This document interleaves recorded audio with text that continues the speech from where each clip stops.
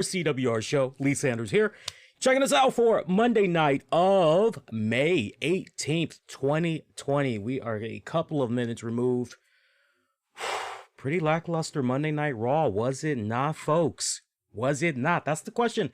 Gotta ask you guys right now. I gotta tell you something. In all the years that I have been on the air, and maybe it's just the culmination of what all has transpired over the last 48 hours that maybe kind of made me have an overall feeling of what we got tonight with the WWE product.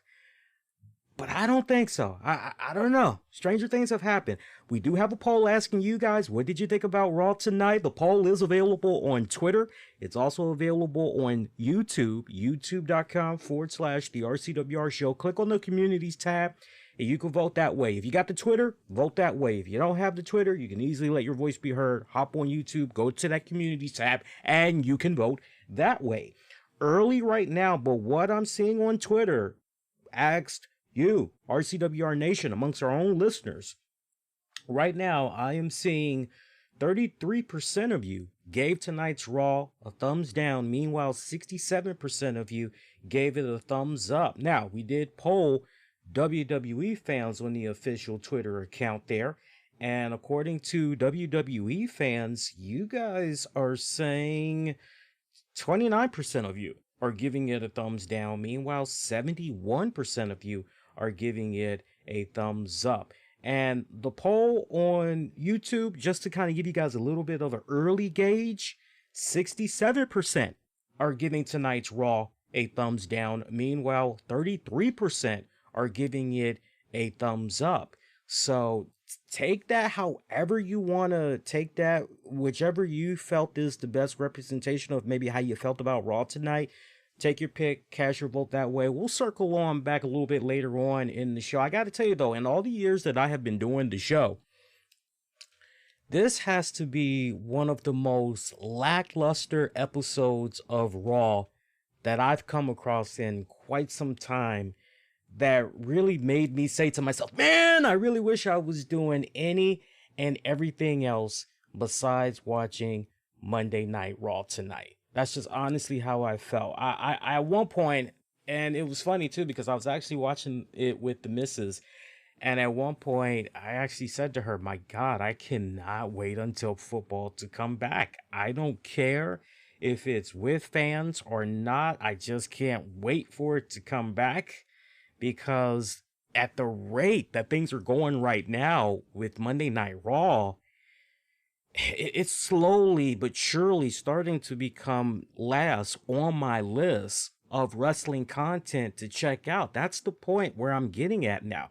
My God, even some aspects, many aspects of Impact Wrestling, as I've been, you guys know, I've checked it out over the course of the past couple of weeks, as hokey dokey as a lot of their shit is that they put out there, even that's been more entertaining. At least they really try to go in there and put in an effort. And keep in mind that the shows that Impact Wrestling is doing right now is literally what's going on when you're watching AEW and what's going on when you're watching NXT and all the other shows. Empty arenas right now is what they're doing, but they're making it entertaining as best as humanly possible. And I definitely give them the A for effort, and that's not loosely. That is not loosely. I just freely, A, you get an A.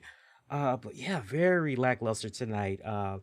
I really had a hard time trying to find a couple of bright spots with tonight's Raw. So you guys got to forgive me. I know that normally when it comes to the talk of Raw, particularly on Monday nights, you guys are quite fond of just, us spending, not a full-blown recap, but at least talking about some good key points and everything.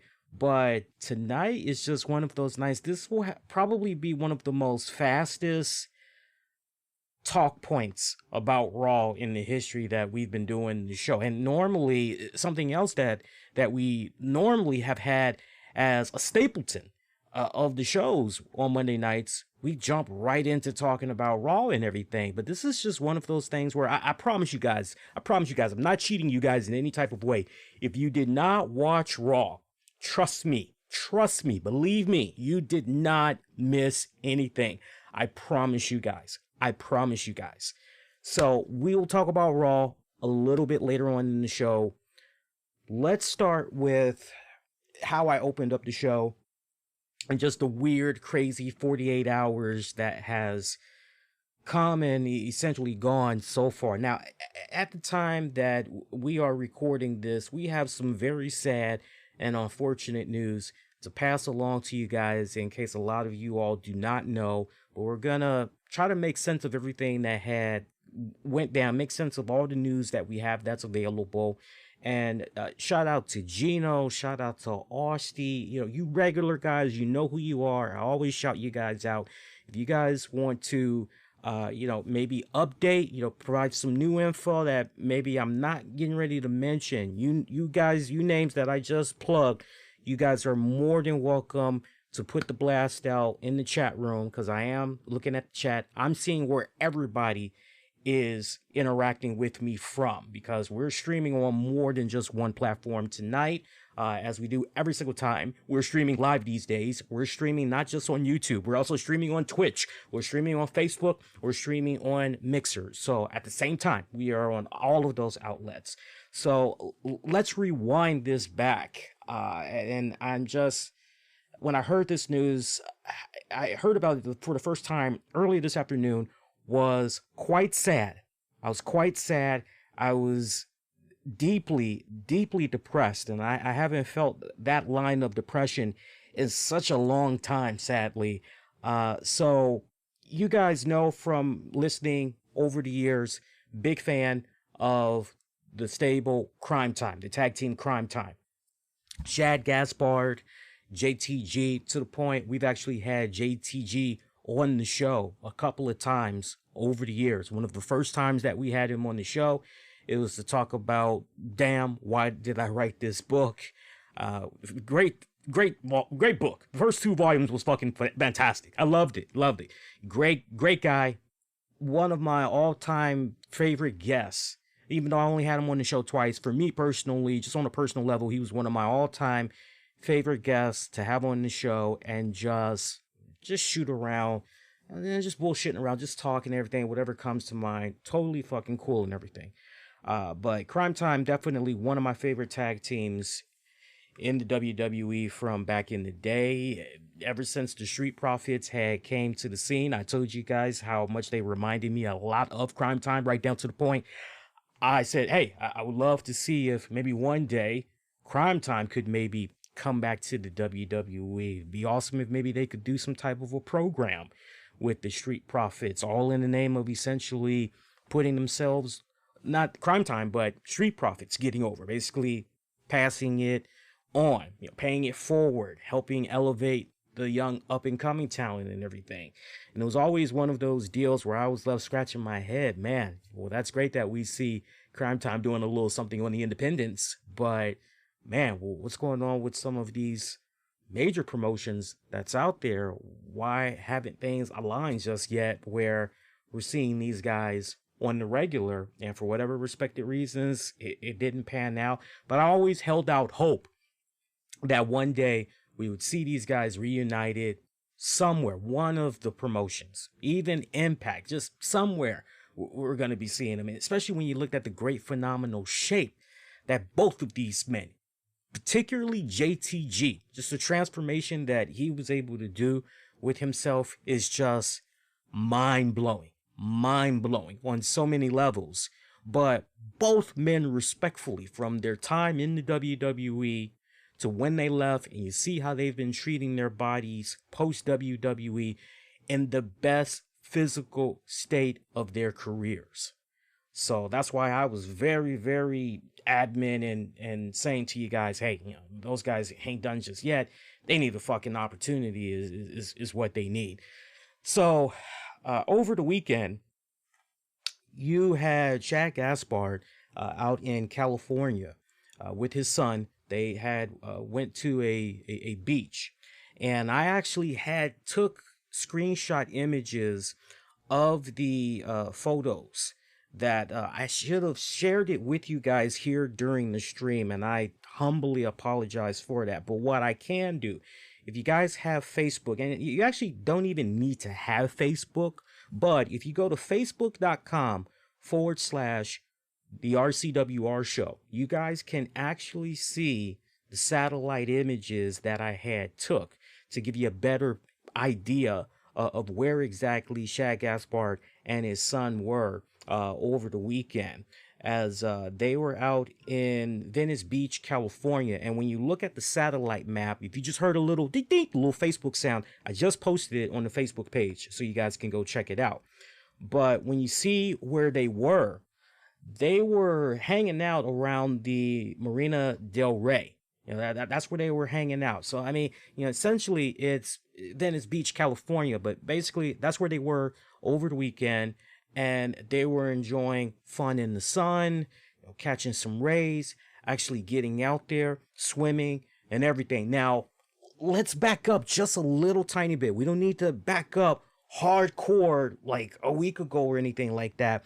But I know a lot of us have been really wrapped up in what's going on in our respected state, in our respected city, because for some of us, depending on where you are, particularly in North America, I'm talking about right now, because I know a big bulk of our listeners, after all, we're based out in North America. A lot of our listeners are from North America. So depending on where you are right now in North America, 9 times out of 10, things haven't quite opened up in your neck of the woods just yet. And if it is, there's certain restrictions that's going on right now. But let's rewind this back just a little tiny bit here. Just a little tiny bit here.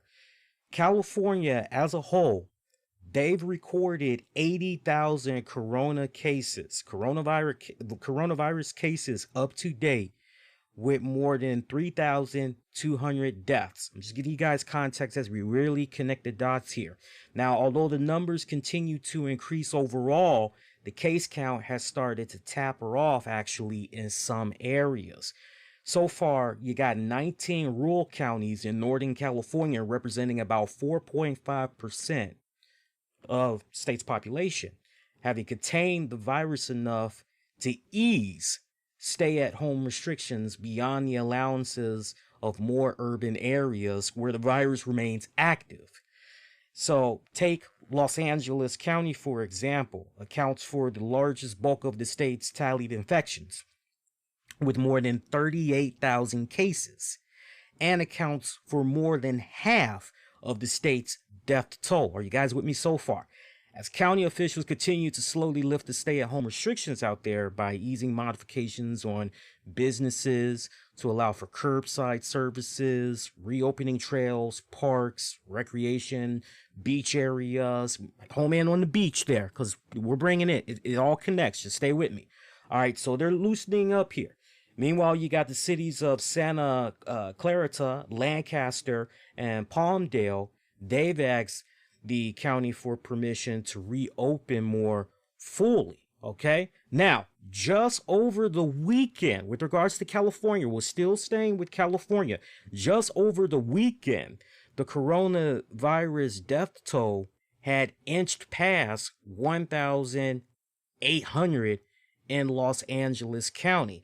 So, you know, that's pretty freaking huge when you hear that, because you're going, man, that's not, you know, even if you really have not been paying that much attention to what's been happening in the other states, you know just enough to know that with regards to California, yeah, dog, it's not exactly going that good out there in Cali. You know, it is what it is, but ooh, you know, that's just rough. But you had people that returned to the beaches around the Los Angeles County area just over the weekend. Just over the weekend. As the Public Health Department reported on Sunday, May 17th, that the number of fatalities related to the coronavirus climbed past 1,800 in the county. And to Brian, in the chat, you know, there's a time to be joking and there's a time to be serious. This is a time where we need to be serious right now, all right, because we're talking about somebody's life that was lost over the weekend. So if you can't be respectful and, you know, you want to leave little silly comments, I strongly advise you to take it elsewhere and just come on back another time, or you can come back in maybe about 30 minutes. But this is not the time or the place right now for jokes. Again, I see what everybody is saying in the chat. And look, the last thing I want to do is be an asshole. I don't want to be blocking people and all that. I mean, come on, man. We're talking about somebody that has essentially lost their life. All right. So, there's a time and a place for joking around. Trust me, I love having fun just like everybody else. But this is not the time or the place right now. That's my one and only time I'm going to be saying that. And then from here on out, I'm just going to quietly, I'm not even going to acknowledge it. I'm just going to quietly be blocking people. That's just how I'm going to be rolling. All right. So stay with me here. We were just talking about how over the weekend that you had new cases of about 1,800 cases there, 1,800 that had went down just particularly in the Los Angeles County area.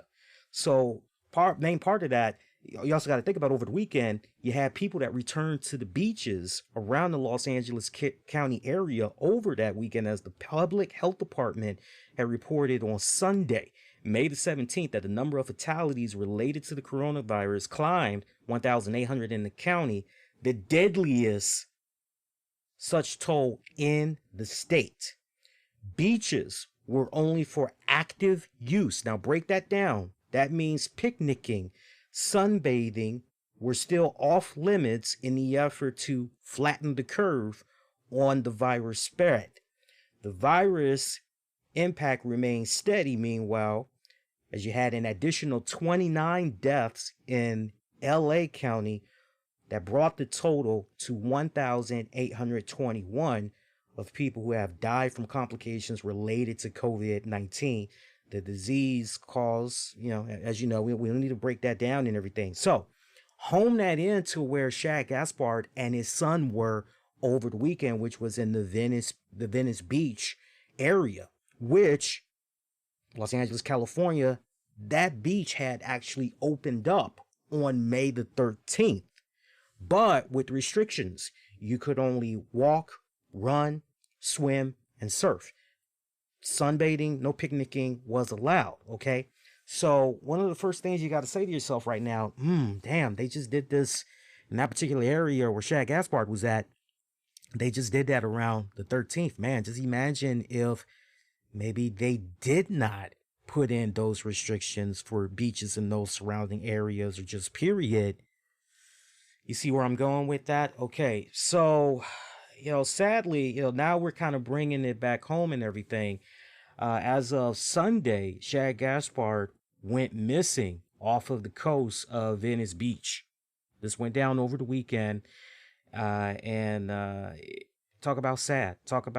You had Los Angeles County lifeguards that actually had raced to the waters Sunday after several swimmers got caught up in a strong rip current. And as they were coming towards Shad Gaspard and his son, they pretty much were coming to Shad first. And he pretty much said to them, no. Whatever you do, get my son first. I care about his safety first. Get to him first.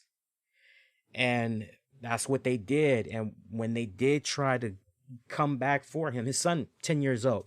So it's believed that the 10-year-old kid that was rescued was Shad Gaspard's son.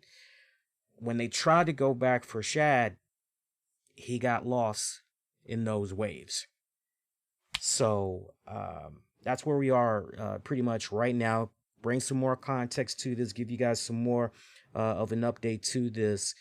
His wife had posted on Instagram that her husband has been missing since Sunday. Now, Sunday, lifeguards, police, they went out there. They did the very best that they could. They worked out there for as long as humanly possible. But anybody that's been to a beach, that's been to a lake, knows that once it's sunset, man, the odds of finding somebody, you got to call it off at some point. Those men and women that are risking their lives trying to find and rescue people, you're going to be in the dark. You're going to be in the pitch black there. So They unfortunately, Sunday night after a certain time, they had to suspend their search, and it actually had resumed Monday, as soon as daybreak had came out and everything. But, his wife had posted on Instagram that her husband has been missing since Sunday. She also had posted two photos of her husband next to a child. The child is presumed to be the son that was last seen at that Marina Del Rey beach. So the boy who was pulled from the water Sunday, it's good news right here. It's being said that he is in stable condition. He's in, good shape right now, but he was not hospitalized. Okay. I got a quote right here. That group that was stuck in one of the rip currents and were swimming just north of the lifeguard tower, said Pono Barnes, an ocean lifeguard specialist with the LA Fire Department. That's why lifeguards were able to get there so soon, but unfortunately, one did, however, submerge. Subsurface searches for the man were suspended, as we had mentioned, just before sundown and everything. And the incident in question happened on a day when officials said the surf and the weather did create challenging conditions. Got another quote right here. That surf that we have paired with a little bit of wind and good tidal swing today made rip currents a little bit more prevalent and a little bit stronger. That's what Barnes had said with regards to everything that went down over the weekend, particularly on Sunday. So I actually tried to do, just a little bit of research on what was going on there with the weather and everything, try to get an idea of what was going on with wind conditions, things of that nature. And I was able to see that, things were relatively a bit strong. I'm actually trying to see, I actually have it right here. I had saved it here. So I'm actually looking at Sunday for May the 17th, and I'm pretty much looking at from 12 a.m. pretty much going into 11 p.m. at night and everything. And I could see that for the most part, 70 degrees as it went into nighttime, a little bit colder, down to about 57, light rain, fog, humidity was at about 80%. I'm looking at the barometer, which was at 29.83. Winds were moving at about 6.214 miles per hour. Looks like they were mainly moving in the direction of west. And I could see that at some point you had the winds going at about, depending on the time of the day, you had winds going at about 10 miles per hour, pretty much after midnight, going into about, 4 in the morning. Like the highest I could see just off the break was about 14 miles per hour. Then it dipped into the 8s, 7s. And then when you pretty much go into, I would say, honestly, when you go a little bit after 10 in the morning that same day, go from 10 in the morning right on up until, I would say, right before 5 p.m. The winds were jumping from 8, 14, 16, 20, 24, 26, 20, 22. So you're like, wow. That's fucking crazy. And then factor in those tidal waves, those rip tides and everything, the visibility, factor in all that, little bit of fog too. Remember what I just said a couple of minutes ago? You factor all of those things in, and yeah, you could have a case right there of an unfortunate accident. And that's where we are right now. At the time that we're live, right now, I know a lot of you guys are going to be watching this or listening to this on demand, but at the time that we're live right now, because I did try to make sure I was able to obtain the absolute up-to-date, accurate information on Monday, May the 18th, 2020 at 11:39 p.m., he has not been recovered. He has not been recovered. So it doesn't look good. You guys should know this by now. As the hour progresses, it's just, I hate it. I hate it. I really, really do. And to Gino's point, shout out to you, Gino. Shad Gaspard seemed like a cool guy in real life. He had fans as his Facebook friends. Yeah, Yeah, I mean, just from the little bit I was able to gather, the couple of times I was able to interact with JTG, but most importantly, listen to whenever him and Shad were doing interviews together, or listen to JTG by himself going on somebody else's show and Shad's name was brought up, or right down even to listening to a Shad Gaspard interview. Uh, I always came away, just like with JTG, I always came away with the impression that Shad was really cool fucking people, that he was just really down to earth, very humble, never forgot about his beginnings being involved in pro wrestling, never forgot about the fans that gave him the time and day and everything, because they've essentially, and I'm sure JTG would yeah, I definitely agree with that.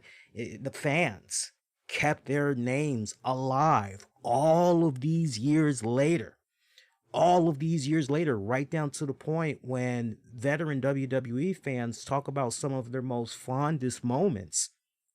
Crime Time Stay being brought up. Yeah, that's a name that never escapes. When the name Crime Time is brought up, smiles. First thing that comes to mind is smiles, and you think about the segments and yo yo yo, Papa 40 yo. You think about the entrance, Brooklyn Brooklyn. You just think about all of that. And yeah, was there a little bit of stereotypical, a little bit of typecasting that was going on and everything? Yeah, but even WWE fans back then, they were able to look past that and just know, okay, this is basically, it's all about capturing what's happening, in pop culture, what people are into and everything. And, who doesn't maybe have a couple of friends that's like that? Damn if you're black, white, Hispanic, Asian. Some people have friends that are like that, that's that cool and everything. And so people were able to, okay, this is entertainment we're talking about here.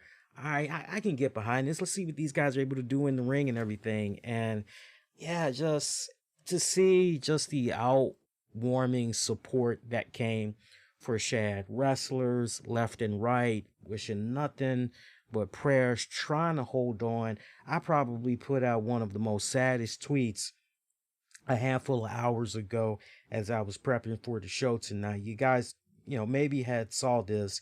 I was trying very hard to get into Raw tonight too, but I don't know. Maybe just with what had went down with Shad over these, essentially 48 hours, really 24 hours, but I'm kind of just, if you want to get technical, it's, really been a day, but we're definitely going into 48 hours now. But I probably put the most saddest tweet out there. I'm actually looking at it right now. And I said, and I quote, actually, give me a second here, because I really didn't tweet that much tonight. I said, here we go. Hang on. There are some days, there are some rare nights of doing shows over the years I've not been a fan of and wanted to take the night off because of sad news that went down. Tonight is one of those nights. Very hard to have hopes for Shad Gaspard being found alive. Weird to start the week. And I gotta tell you, when I heard that news, I just, it felt like a sucker punch to the gut. I was hoping that maybe JTG maybe had said a little something, wanted to put a little something out there for fans or whatever. He hasn't said anything in several days. Matter of fact, one of the last tweets he put out there, he put up a meme. I can't think of the name of the rapper, but he showed some rapper that was eating cereal or whatever, and somebody had postered in on his flat screen TV an image of Crime Time. I don't know what they stole. Maybe it was a TV or whatever. And that was like one of the last things that he put out there. But leading up to when he put out that image, I could see that he really hadn't been that active like that on social media. So I've known JTG, just to show you how cool of a guy he is, off and on over the years.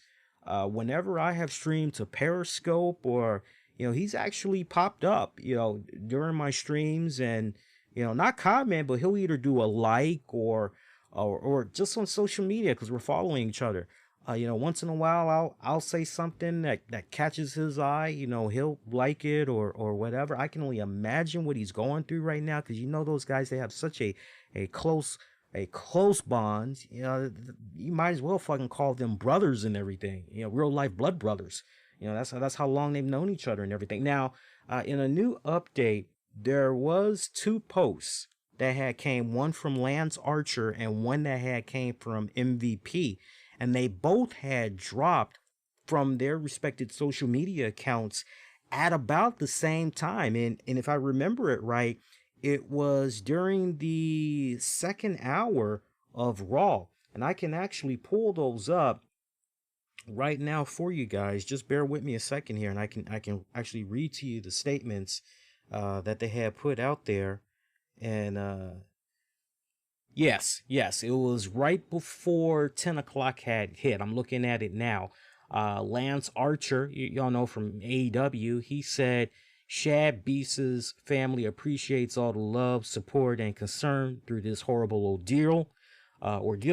At this time, they are not ready to make any public or official statements to any media outlets and asks you all to respect their wishes.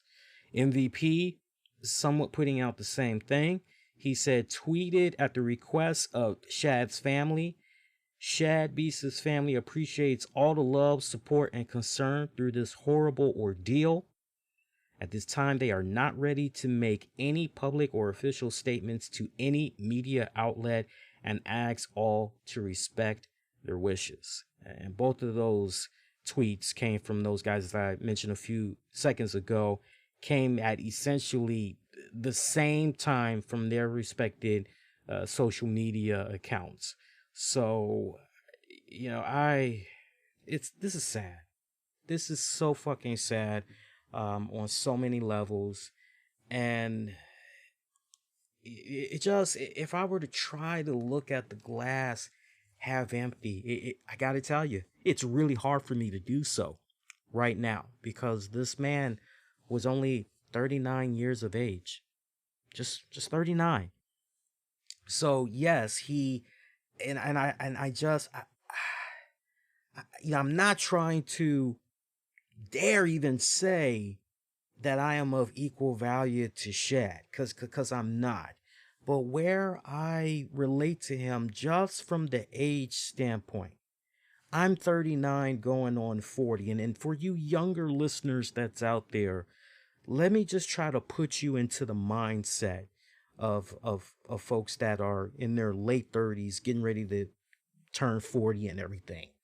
When you're in your mid to late 30s, you're at a point in your life where you say, okay, my 20s, I had used to fuck up.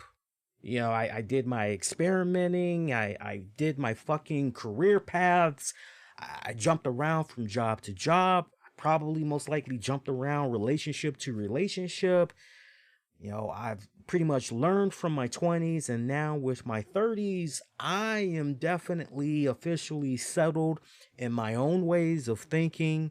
There isn't anything new that, you can really tell me that's going to, my DNA of my personality and everything, it's set. I know what I want. I know how I want it, all of that.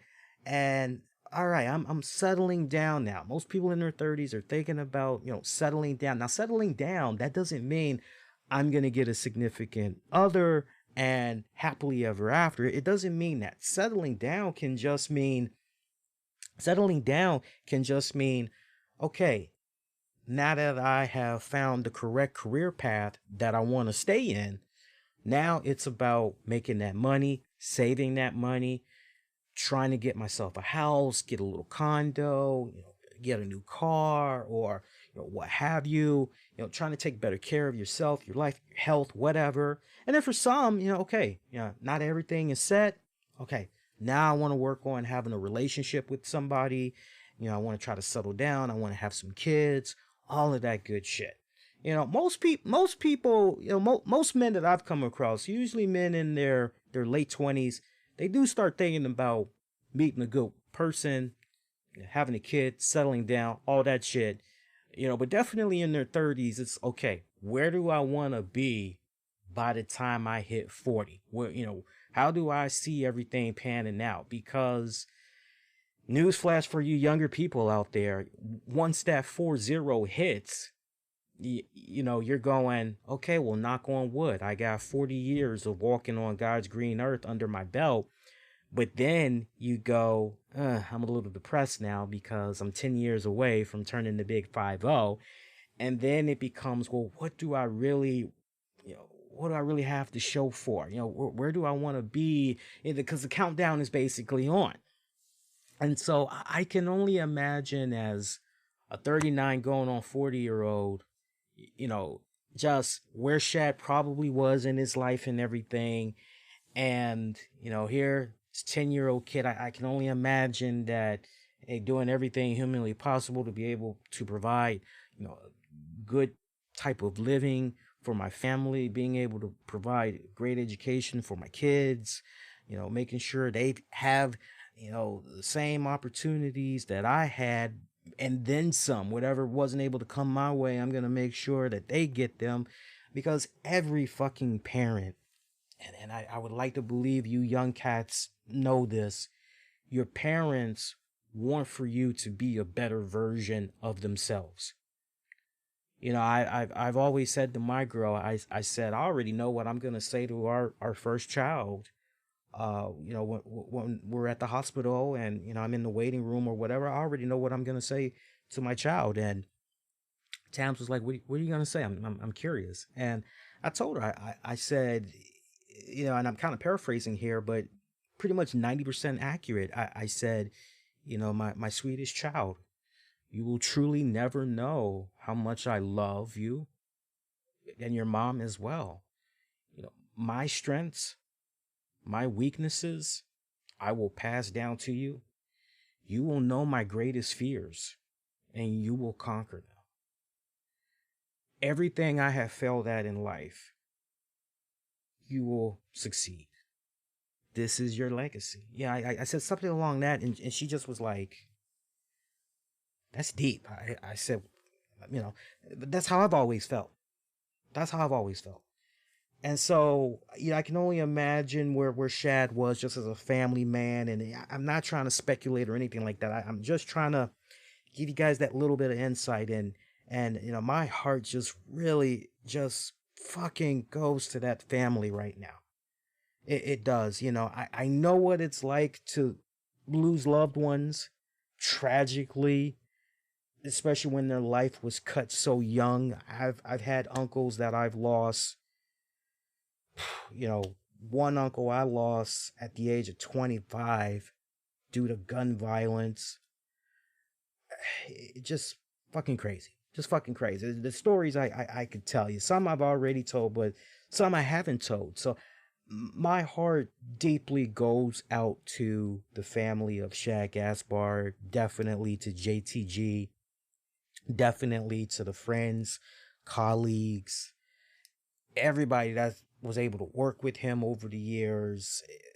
I hate to come on here and just throw in the towel, but he's been gone since Sunday, and each hour that passes and this man is not turning up alive, we all gotta prepare. We gotta prepare, and it's just not looking good.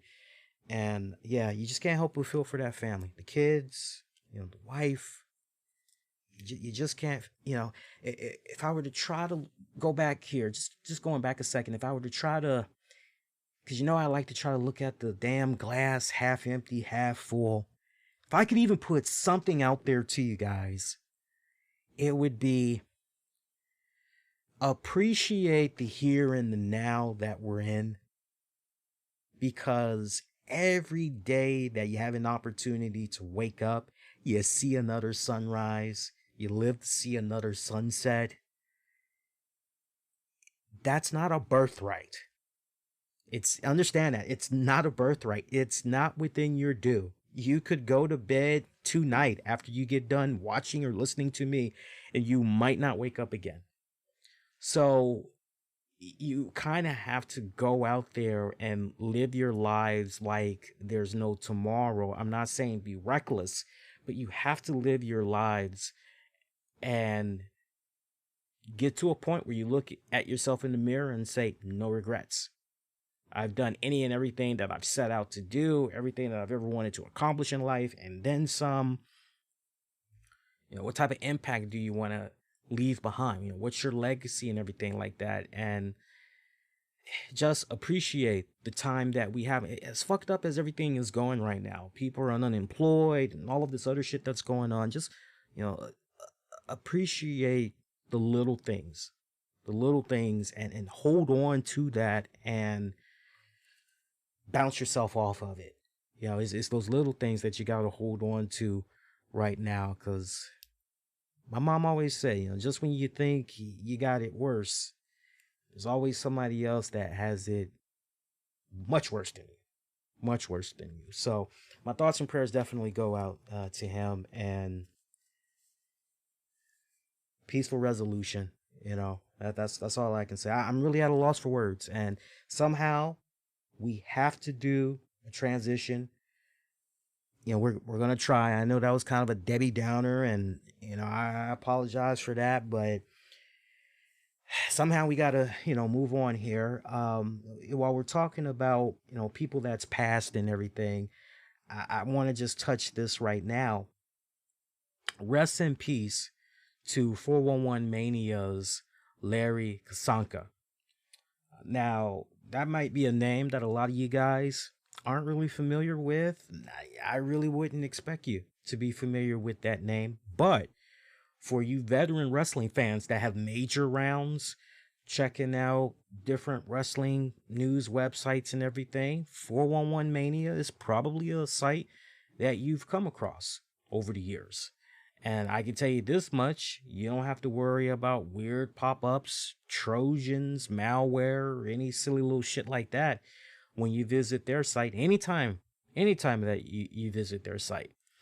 And he passed away. I'm not sure if he passed away earlier today or if he had passed over the weekend.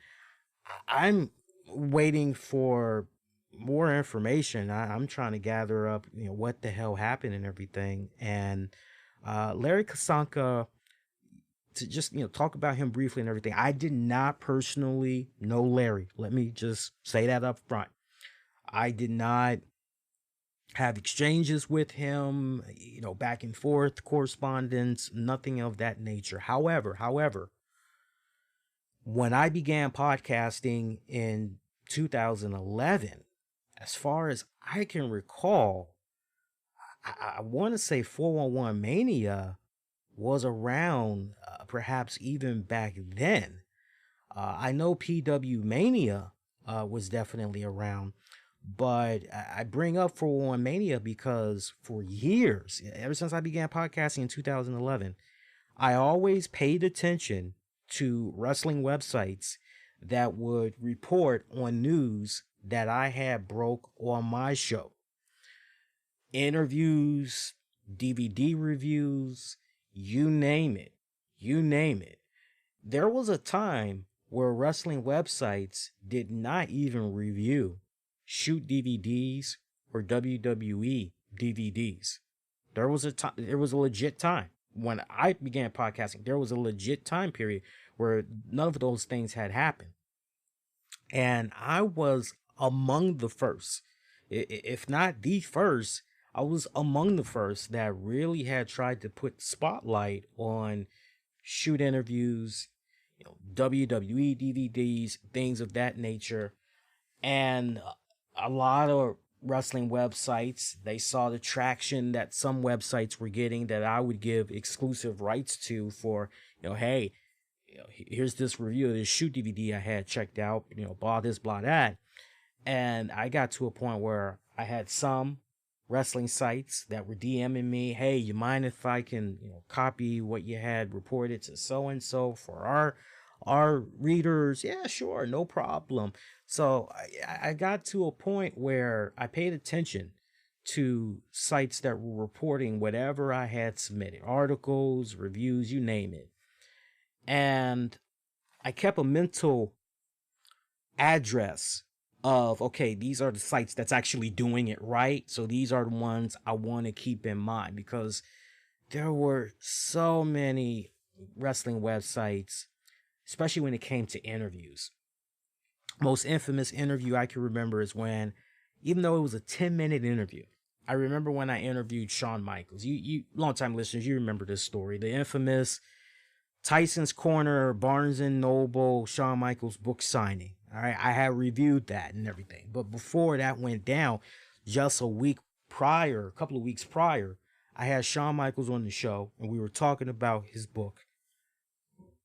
And, it was a great interview. There was one part where I asked him, hey, if Triple H asked you to come out of retirement and give him his send-off match, give him his retirement match, if he chose you as his last opponent, would you take him up on it? And I remember the answer that Shawn had gave and everything, and pretty much in a nutshell, he pretty much said, I don't really think it's gonna come to that. I don't think Triple H would reach out to me and ask me for something like that, given where I am in my life and everything. But I would definitely listen. If he did come to me and he propositioned me, something along those lines, I would definitely hear him out and everything, and kind of go from there or whatever.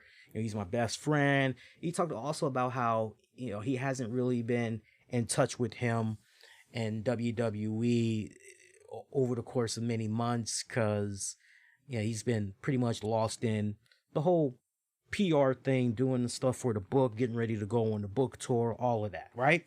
So after that interview was over, there was actually a couple of websites that decided they were going to go in business for themselves, and they would take that little part about, oh, HBK hasn't been talking to Triple H, Vince, and others in the WWE for a while, and they decided to turn that into fucking friction. They decided to, Shawn Michaels had a falling out with Triple H and WWE. And it was, what the fuck? And so next thing I know, I was going to all of these sites that were saying that bullshit, and I was blasting them out. Oh, we had copied and pasted from. Okay, so you copied and pasted, but you call yourself a fucking journalist, right? You call yourself part of the fucking news media, right? How do you not listen to a 10-minute interview just to verify that was exactly what you were hearing instead of fucking copying and pasting? Seriously? And I tell you, it was fucking bullshit. So I had my shit list of websites to dodge, and then websites that were pretty fucking good. And 411 Mania at the top of my list.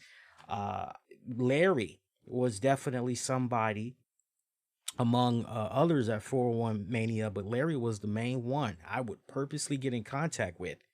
And I would say, hey man, I got this news for you, blah, blah, blah, blah, blah, blah, blah, blah, blah, blah, blah, blah. And within an hour, whether it was Larry who passed it on or he published it himself, whatever news I passed on to 401 Mania, they went on ahead and they fucking put it up on there. And I was always appreciative of that. Always appreciative, because any veteran podcaster will fucking tell you.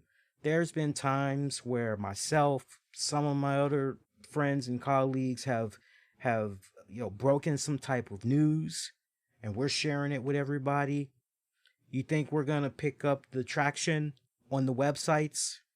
No, because a lot of these websites these days, it's all about us putting ourselves over. It's about our brand. It's about our podcast. It's about who we interview, blah this, blah that. And they just turn a blind eye. And 411 Mania, Larry, everybody over there, they never slighted me. They never slighted me. And Larry was a phenomenal writer. Larry was a phenomenal writer. For me, one of my guilty pleasures was always reading his reviews of the wrestling shows. I loved the way he would do the match breakdown. I would love the star system that he would give. He didn't do that stupid ass fucking Meltzer 10 stars. He didn't do any of that stupid shit. He pretty much he went from a scale of 1 to 5. And you want to talk about somebody that was pretty damn fair, that wasn't stuck up in any type of way. Larry Saka was somebody that would call it right down the middle. He was as unbiased as it got when it came to wrestling. This was a guy, let me tell you something about Larry. Yeah, and it's something that I have yet to see anybody really match. You know, maybe Meltzer, but I in my book, Larry number one, especially as far as truly being unbiased. Larry would fucking watch WWE Raw, WWE NXT, WWE NXT UK, Impact Wrestling, ROH, AEW, MLW, New Japan Pro Wrestling. You name it. If Larry could access it, he fucking reviewed it. Especially if it was a wrestling TV show, be it on the internet or whatever. He fucking reviewed it. And he was always truly unbiased. My highlights that I used to love, and you could tell that this was something that he passed down to other writers that would go on to work at the website and everything. Larry would first give you an overall synopsis of all the matches that happened on that wrestling show. He'd give you the time length, he'd give you the star rating, and very rare would I read one of his reviews and go, I disagree with him on this. No, this match was actually good. No, this match was terrible. What the very seldom, like out of 100% over the years, probably 5% of the time. 5% of the time, I didn't agree with something he had said about a particular show. And then he would get into the nitty and the gritty of everything that had went down on the show. You know, it wasn't just and then this move went, you know, he would fucking go in there. It wasn't like you were reading the Bible. You were in and out in about 5 minutes when you were reading his reviews. In and out in about 5 minutes. And just everything that he was able to contribute to that site, you know, being the heart, you know, being that glue, and everything else was essentially built around. I tell you, that is, I can only imagine how everybody is feeling over there for One Mania. So definitely my thoughts, prayers, condolences to his family. I don't know, for those of you maybe wondering, you know, what did he pass up? What's going on? I have the slightest clue. I actually had went on his social media account to try to see if maybe a family member, somebody, you know, might have said something on his behalf or whatever. And actually, the way the news had first broke out, main 411 Mania page on Twitter, you know, who I follow, you know, they broke it. And then I went to the website to like, what the fuck? Went on the website. Turns out it was true. You're going, damn, you know, what the fuck? Went to Larry's account.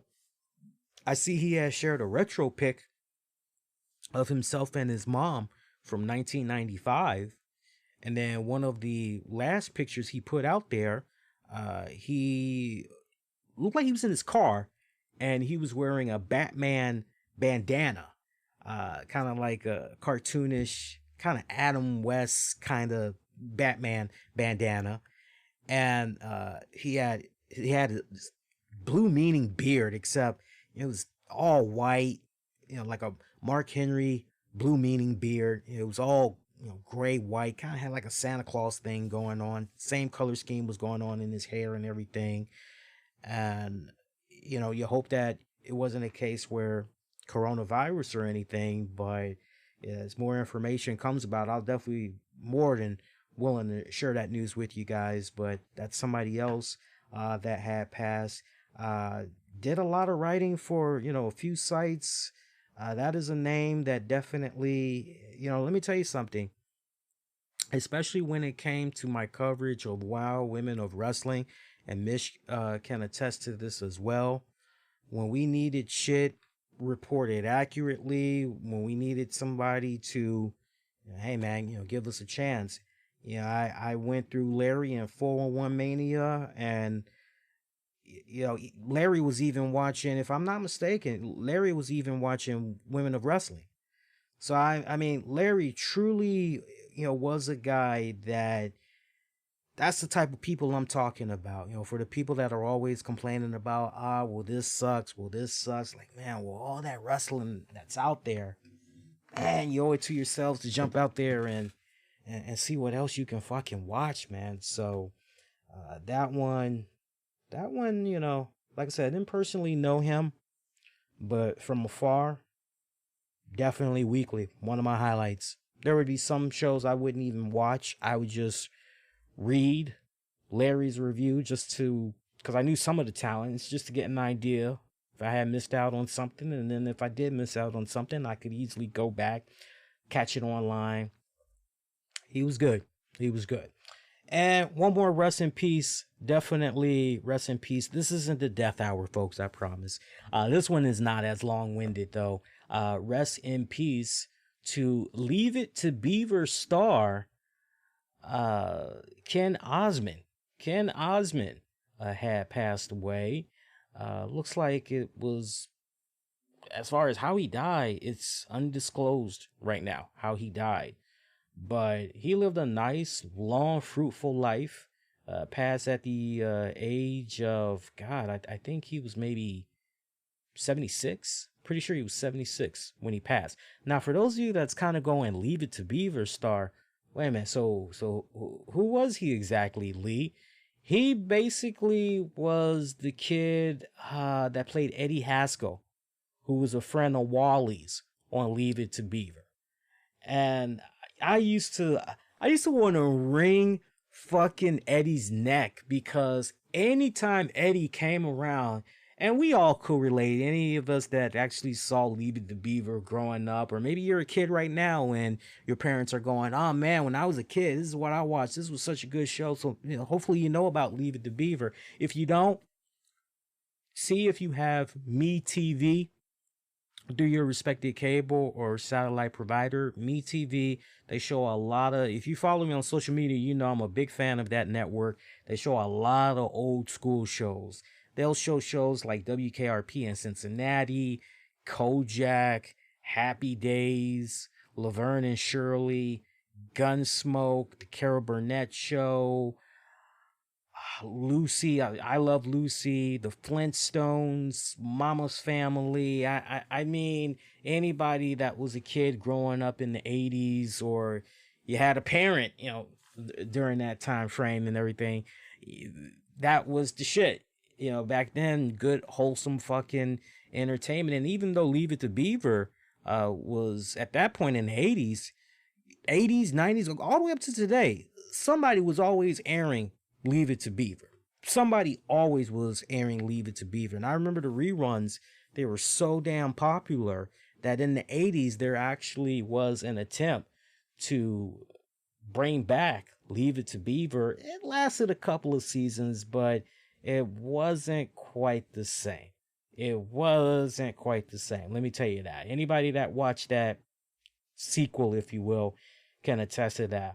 But every time fucking Eddie used to come around, man, here we go. He's gonna get Wally in some type of fucking trouble. He's gonna do something. If he wasn't picking on Wally and trying to get Wally to do his bidding or whatever, somehow, guilt by association, fucking Eddie would somehow get the Beaver in trouble.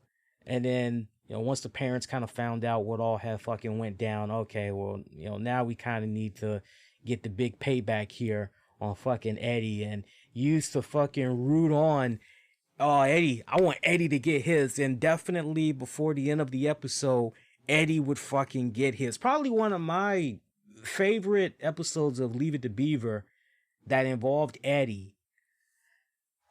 Wally had worked at an ice cream parlor.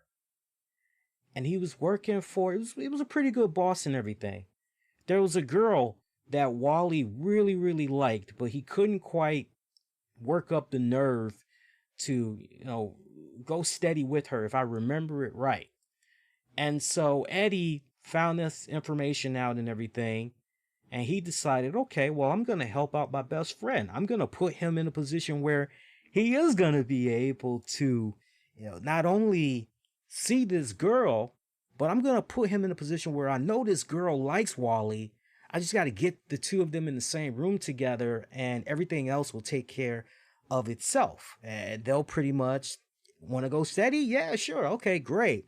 So what fucking Eddie decides to do without telling Wally, and I believe I want to say he got Beaver involved, or he just went rogue on this one. He was rogue solo. But basically, back then in those days, you could call in an order. In this case, on this episode, fucking Eddie decided, I'm gonna put in an order for a couple of pints of ice cream, on top of Wally making the ice cream at the parlor and everything. Hey, what do you want? 2 scoops of what? Okay. Are you on a fudge sundae? Yeah, okay, I'll hook you up. He was also the delivery guy. So apparently, if it was within a walking distance, or maybe he had to ride his bicycle for about 5-10 minutes, he would go and deliver the ice cream and all that. So Eddie decided that he was going to put in a bogus order for ice cream at the girl's house. Now, when this goes down, Eddie knows that not only is the girl there, but there's other girls there, as she's having a slumber party. So Wally goes and he has this ice cream and all that. So he goes, he knocks on the door, and fucking Eddie is in the bushes. He's watching all the shit go down. And, one of the girls opens the door. Oh my God, it's Wally. Blah, blah, blah. And all the girls just start racing to the door, and they invite Wally in, and they're, what are you doing here? It's like, oh, well, you had ordered ice cream. And no, I didn't. We didn't order ice cream, but we'll sure it's gee willikers. We'll sure golly take it. And, Wally's like, oh, okay, cool. So now he's in this position where the girl that he wants, okay, he could finally try to work up the nerve, or maybe she'll work up the nerve and want to go steady. Well, things go sour when the girl's dad comes to the house, sees Wally, and just goes livid. Eddie is seeing all of this go down as he's behind the bushes. He's laughing, all that other shit. And you're like, Eddie, you fucking suck, dude. Like, and trust me, by the episodes in, Eddie gets his. Yeah, but Eddie was just one of those, he seemed like a good friend, but then the more and more that you thought about it, and you just saw the antics that Eddie was always getting Wally and or the Beaver in, you just couldn't help but go, man, this dude's a badass. Like, even the Beaver parents knew with regards to Eddie, what are you up to now, Eddie? Even they kind of knew, hey, you're a badass. You're always getting our kids in trouble. But that's where I most know Ken Osmond from. Yeah, Gino, really weird. Legends and just all passing this week. It's really, really fucking crazy, man. But yeah, that was definitely one of my favorite episodes or moments from fucking Eddie, man. Just a little fucking badass. But yeah, check it out. See if you get MeTV on the weekends. They got Saturdays. I really love. They got 2-hour blocks of the Three Stooges. I hate when they fucking show the ones with Joe. Was it Joe Curley? Well, that last stooge, Joe Basler, whatever the fuck his name is. I can't stand his ass. I just can't stand him. But at 8 o'clock, they'll show Svengoolie. Svengoolie is kind of this, I don't even know how to describe him. He's kind of like this weird fucking clown kind of magician that uses a lot of dry humor. What do you say there, boy? He's kind of, almost Stooges type of humor as he's setting up a movie and you're watching it, and in between the commercial breaks, he comes in and he's talking all this weird, crazy fucking shit and everything. yeah, some of his jokes are, yeah, they're very corny. I gotta tell you, his jokes are very, very corny. But check it out, metv.com. You can check to see if through them you're able to get it through your local cable satellite provider and all that. So I told you guys we're gonna figure out a way to. We got it going in the lighter direction now. All right, so Raw. I talked about this at the very beginning. Been watching Raw for many years now, and I got to tell you, with everything that's going on with this COVID-19, this is one of the most weirdest periods of being a wrestling fan right now. And it's weird on so many levels when you're seeing everything that's on your TV these days, and you see how some promotions like AEW are able, even Impact Wrestling to a degree, are able to do what they're able to do without the fans being in attendance. They're able to have things be as creative as humanly possible. Tonight's Monday Night Raw, one of the biggest issues that I had with tonight's Raw was the fact that the matches were so goddamn short. Every single match that was on the card tonight averaged about 3 minutes and some change. Even when you go to the main event match, now one could kind of make the argument, maybe minus the commercials and all that other shit, it's kind of safe to say that main event match, since it was the main event, surely that had went, a bit the longest there. I don't even think that main event match, let's say for shits and giggles, maybe it did go past 3 minutes, but it definitely was way under 10 minutes because they were taking commercial breaks. Oh my God, it felt as if they took at least 3 commercial breaks during that main event match between Drew McIntyre and Baron Corbin. But all the matches that you looked at for the night, it was averaging 3 minutes and change. I'm sitting there and I'm fucking taking notes and I'm going, how are you going to kill time here?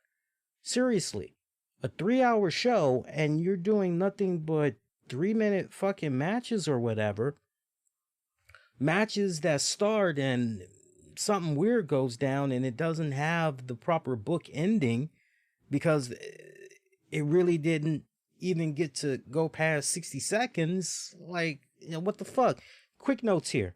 Buddy Murphy defeating Humberto Carrillo. Charlotte Flair defeating Ruby Riott. That was about 3 minutes and change. The first match I just told you about, that was about maybe 3-4 minutes, maybe, if you were lucky. Lashley defeated R-Truth, less than 3 minutes. You're going, okay. So far you're hearing this, you're going, all right, well, with the exception of Charlotte Flair and Ruby Riott, okay, this is kind of sucking so far. It keeps on sucking because then you get the women's tag team match between Alexa Bliss and Nikki Cross as they defeated the Iconics. That was about 3 minutes. That went down via DQ. That Buddy Murphy, Humberto Carrillo, no rating for that one, honestly, because it was hard to get invested into that one. It was like, okay, why should I give a fuck about these guys? Then you go to fucking Shayna Baszler defeating Natty. That was about 3 minutes and some change. You're going, where's the motivation here? Kevin Owens and Apollo Crews defeated Andrade and Angel Garza, about 2 minutes and some change. Aleister Black defeated Buddy Murphy. That was about 3 minutes and some change, maybe, if you were lucky. And then you got the main event match, Drew McIntyre defeating Baron Corbin. You pretty much had stopwatch issues around that time period, but definitely a pinfall for Drew McIntyre. This was just, wait a minute. Somehow you hear all those times for the matches for Raw tonight. And first question that's probably coming to your mind if you didn't watch Raw, were any of those matches at least entertaining? For me, with the exception of Charlotte Flair and Ruby Riott, no. The matches I honestly gave two shits not about. So now the second question to that, okay, well, if they were doing 3 minutes here, 3 minutes here, 3 minutes here, 4 minutes here, like what the fuck? Add that up. Add that up. 3 minutes here. Another 3 minutes. All right, so you're at 9 minutes. Another one, you got 12. You got 15. You got 18. You got 20. You got 24. Main event match, just for shits and giggles. Main event match. I'll be gracious. Let's just say 10 minutes. Let's just say 10 minutes. Okay, so you got about what? 34 minutes? 34 minutes roughly? All right, so that leaves 2 hours plus of content that you still. This was tough. This was really fucking tough to watch. It really, really was. The spot that they did with the Iconics afterwards, after they lost the match, they showed him backstage, and Peyton Royce smacks Billy Kay. Or maybe no, I think I might have that. I think we need to flip that. The one with the long black hair that wears too much makeup. I hadn't seen them on TV in so fucking long. That's where I'm at right now. But the one with the black hair, with the caked up makeup, smacking the shit out of. I know that's Peyton Royce, the blonde hair. I know that's Peyton Royce, smacking the hell out of her. What is this supposed to be an indication that this tag team is starting to disintegrate? That this tag team is not going to be anymore? You're kind of looking at that spot and you're going, okay, well, not for nothing, but these two literally just returned to TV last week. Per the commentators, we have not seen them in about 7 months, and yet we are supposed to give a damn about the fact that this team could implode from within and that they could break up. No, I'm sorry. Doesn't compute. Didn't we just have this same conversation a couple of weeks ago where somebody was off TV for a hot minute? I could have sworn we went through this before. Feels like deja vu. I'm pretty damn sure we did.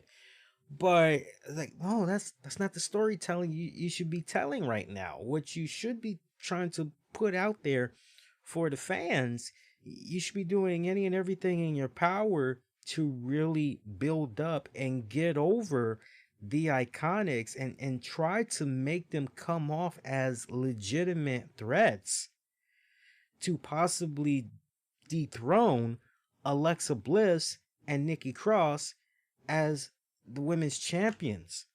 That's how you should be doing it right now. I mean, these girls are barely defending the fucking titles. Don't even get me started on Nikki Cross. There used to be a time I missed the Nikki Cross that was insanity. I missed that Nikki Cross. I missed that Nikki Cross that was running around, jumping up like a little small badger, like a little fucking Wolverine. And let's get crazy. Let's get nuts. I missed that. I miss that Nikki Cross on so many levels. And, it breaks my heart to see that nowadays she's just a copy of a copy of a copy.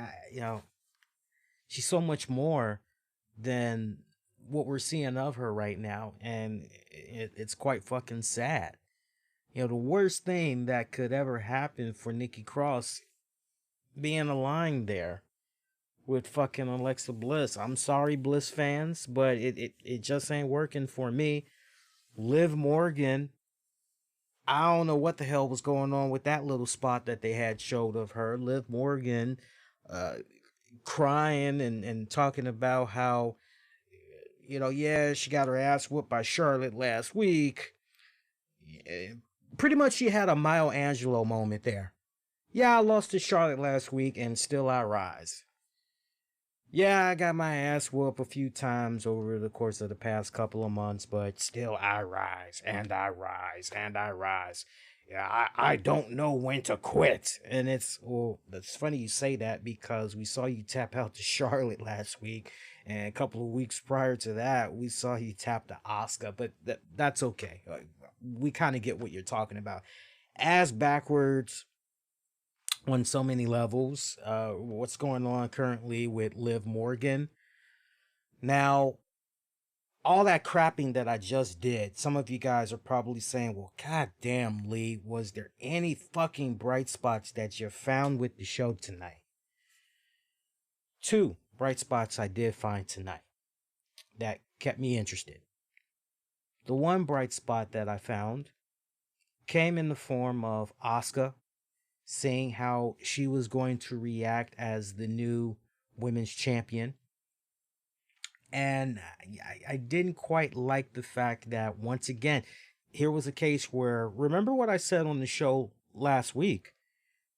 I said, I don't like how WWE just pretty much put Becky Lynch out there, and Asuka's, oh, you're going to have baby. Oh, so happy for you. Oh, congrats, congrats. I mean, that should have been the perfect moment for, all right, put some salt on that wound. Hit that girl where it hurts the most. And she's acting like the baby's a fucking death sentence. fucking make it hurt for her even more. Surely she can take a fucking beat down. Nobody said you had to take a steel chair on her ass. Fucking spray that woman in the face with your green mist.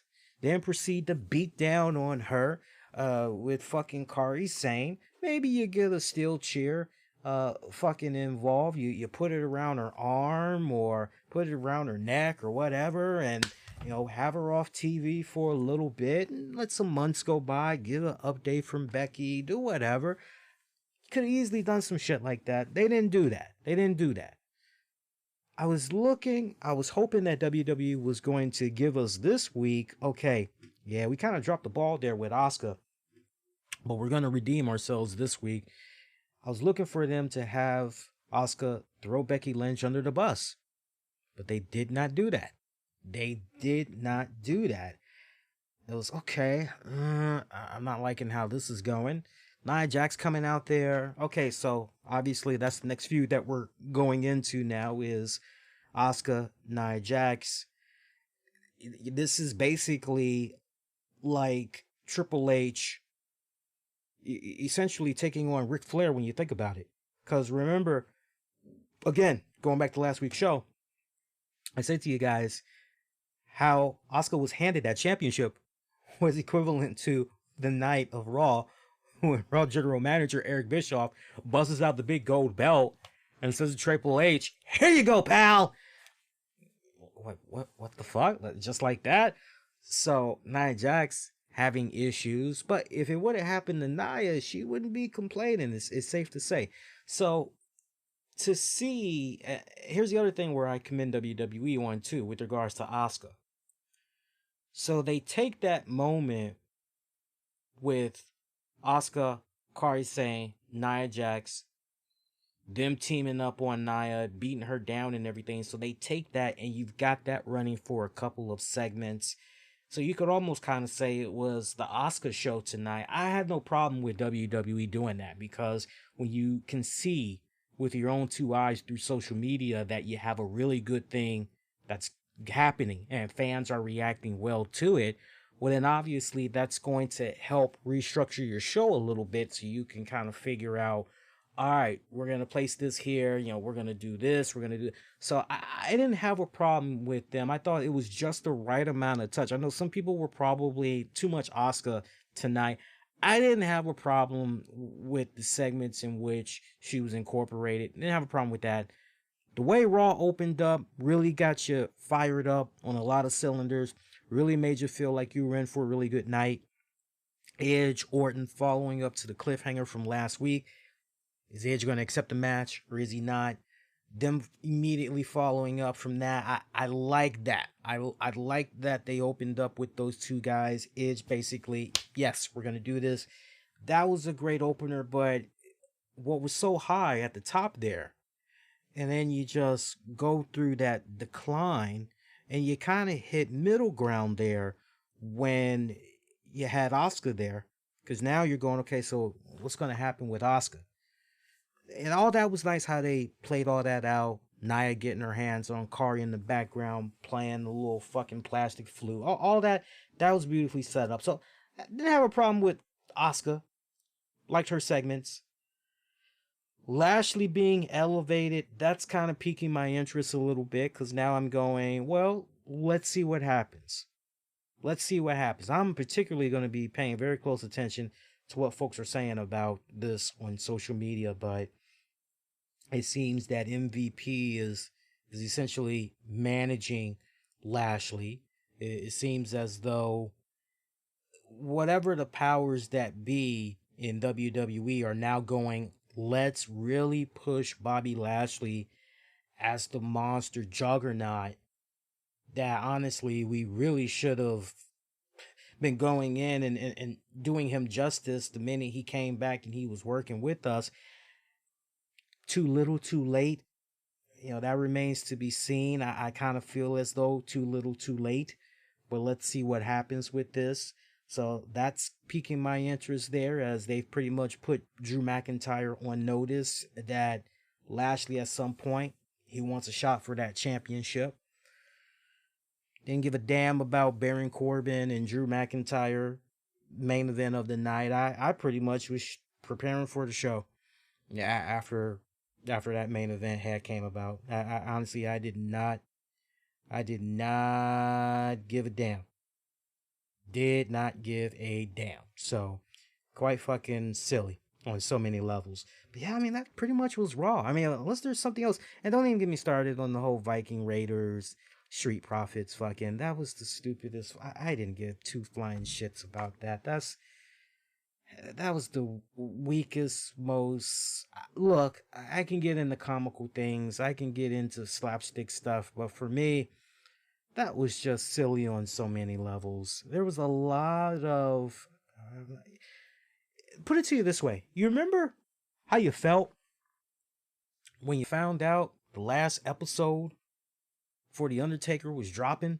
Which, by the way, I got both audios, episode 1 and 2. I got both of those recorded. I'm not going to edit them tonight. What I'm actually going to do, I'm actually going to, because it's been recorded, I just got to do some light editing. That's probably going to take me about an hour since it's in two parts. They're both 35 minutes each. But I'm going to edit both of those, and I'm going to put both of them up on Patreon. So all I'm going to be doing like Tuesday after I get in from work is just a lot of editing audio for Patreon. But I do have in the books already the first two episodes of Undertaker's The Last Ride. So you don't notice me talking about them tonight. You know, that's why. But I remember the feeling I had got when it came to watching Undertaker The Last Ride. I remember even the feeling I had got when it came to watching Michael Jordan in The Last Dance. You know, just this whole great, phenomenal 10-part series and everything. And I just remember going, man, fucking awesome.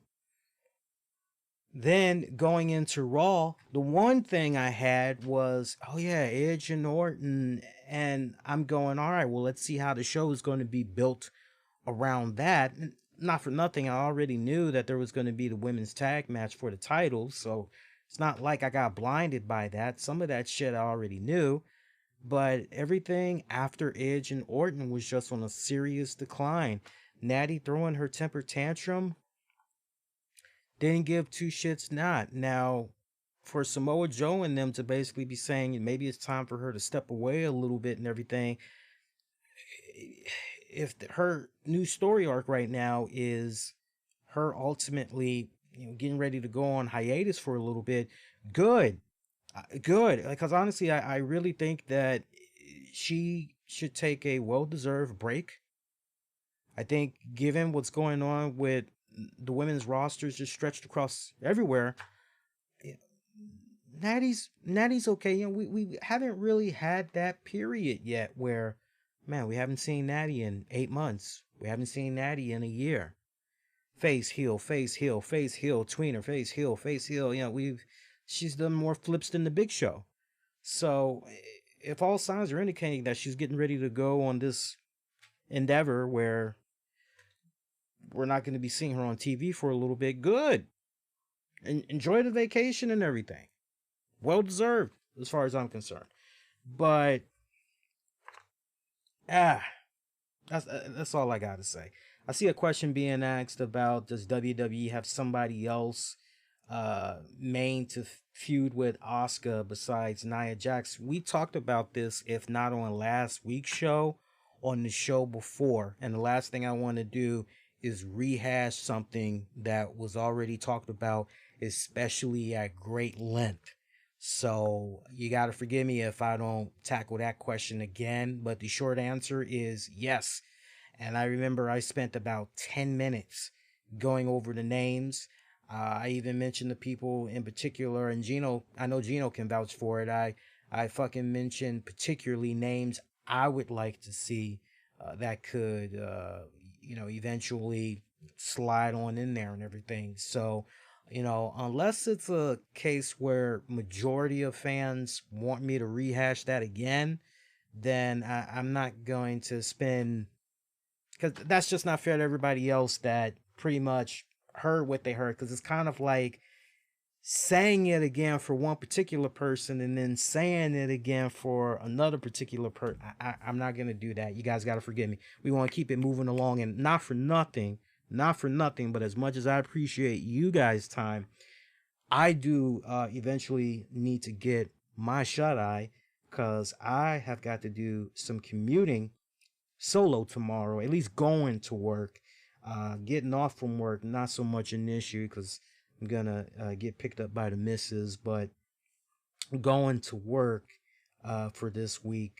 Actually, now that the missus and everybody else is back to work, they were able to return to work effective this week. They're getting some additional COVID-19 training as we speak all this week. Going to work, I'm pretty much now flying solo, so yeah, it kind of sucks because there used to be a time where before all of this, and don't get me wrong, I'm happy that my girl and everybody else, all of her colleagues, are able to go back to work and everything, but it kind of sucks because one, I love the quality time going and coming, riding with the missus and everything, and catching up with her and all that. Just the overall quality time. The other thing I enjoyed most about it was I was able to sleep in at the absolute latest until it was time for me to do what I need to do, get washed up, head out the door and everything. Got a little bit more showtime left that we can get into here. Let me see how long we've been recording here for you guys. All right, so we're doing pretty good. We're almost at about 90 minutes. So that's pretty good. A couple more topics that we can get into. Well, we were talking about Becky Lynch earlier there. I do want to bring up, because I didn't get a chance to talk about this, Jim Cornette. I saw this over the weekend, and anybody that's following me on Twitter, you saw the tweet that I put out there with regards to what Jim Cornette said. I had used a Jordan meme, so that pretty much lets you know where I was going with it. But Jim Cornette, on his podcast last week, he addressed Becky Lynch's news and came off as if he wasn't exactly thrilled about hearing Becky Lynch's pregnancy, and for all intents and purposes, it kind of came off as if he went on a little bit of a tirade there on Becky Lynch. I definitely want to read to you guys what he had to say here. He said, "You can't always be on top of wrestling, on top of the wrestling business in a $1 million a year spot or more, but you can have a baby. What is she? Can she be 30? Lynch is 33? Well, still, she's got many more years before the fucking easy bake oven gets shut off. She can have all those problems like a descended stomach and stretch marks and hemorrhoids and hormones problems and mood swings and all those other joys of motherhood later on when she ain't making $1 million a year. She's got plenty of time left. What would you do if your wife came home and said, instead of making $1 million next year, I'm going to basically just be a raging bitch for the next 9 months and then give you more shit to worry about around the house?" So as we all know, Jim Cornette, the king of fucking controversy. There are many times where Jim Cornette will say, do certain things on his show, on social media, and it's a case where you gotta know when, all right, we're being played by Cornette. He got another one over us. Yeah, you gotta sometimes learn when you're being played, and a lot of people seem to play the fiddle of Jim Cornette, whatever he says. He is a master when it comes to social media. He is a pure fucking master. If he wants you to react to him a certain way, he knows how to push the right buttons. And sometimes you just got to take a step back and you got to go, okay, so is this smoke and mirrors that's going on with Jim Cornette here? Is he really bullshitting around here? Surely he can't feel like this. Surely he's just playing up the whole shock jock persona. Surely that's what's going on with him. With certain things that Jim Cornette says, people, I love you. I love you guys tremendously. Some shit you just got to look at and you just got to let it go in one ear and let it go out the other. That's what it's about. And everybody's going on and on and on about what Jim had fucking said. And, honestly, one of the first things that kind of clicked in my mind was, well, that's his opinion. Doesn't mean he's right. Doesn't mean he's wrong. That's the beautiful thing that's really fucking awesome about our fucking country is the freedom of speech. And Jim Cornette is afforded that luxury. He has that right, just as you, me, everybody else has the right to say what we want to say. But while everybody else was busy throwing Jim Cornette under the bus and everything, one of the things that I couldn't help but think about was his longtime girlfriend. I believe her name is Stacy, but don't quote me on that. I know her name starts with an S. I'm almost certain of that. But if I'm wrong about the name, let me know. But I couldn't help but wonder, well, not for nothing. She's kind of young. I don't know if her easy bake oven can still, I'm going to assume, not. But, how does she feel? What's my question? How does she feel about the comments that Jim made about Becky Lynch and her reproductive organs and all of that? How does she feel? That was actually the very first question that clicked in my mind after I thought, well, he's entitled to his opinion. Doesn't make it right. Doesn't make it wrong. The second thing that I thought about, and this isn't me being diplomatic, this isn't me being soft in any type of way, whether you're gay, you're straight, same sex relationship or not, when you decide, okay, we need to have a talk. So what's going on with kids? What do you see? What would you like to happen? I want to have kids. Do you want to have kids? Well, what's your timeline? When were you thinking about some kids coming into the picture and everything? What exactly were you thinking?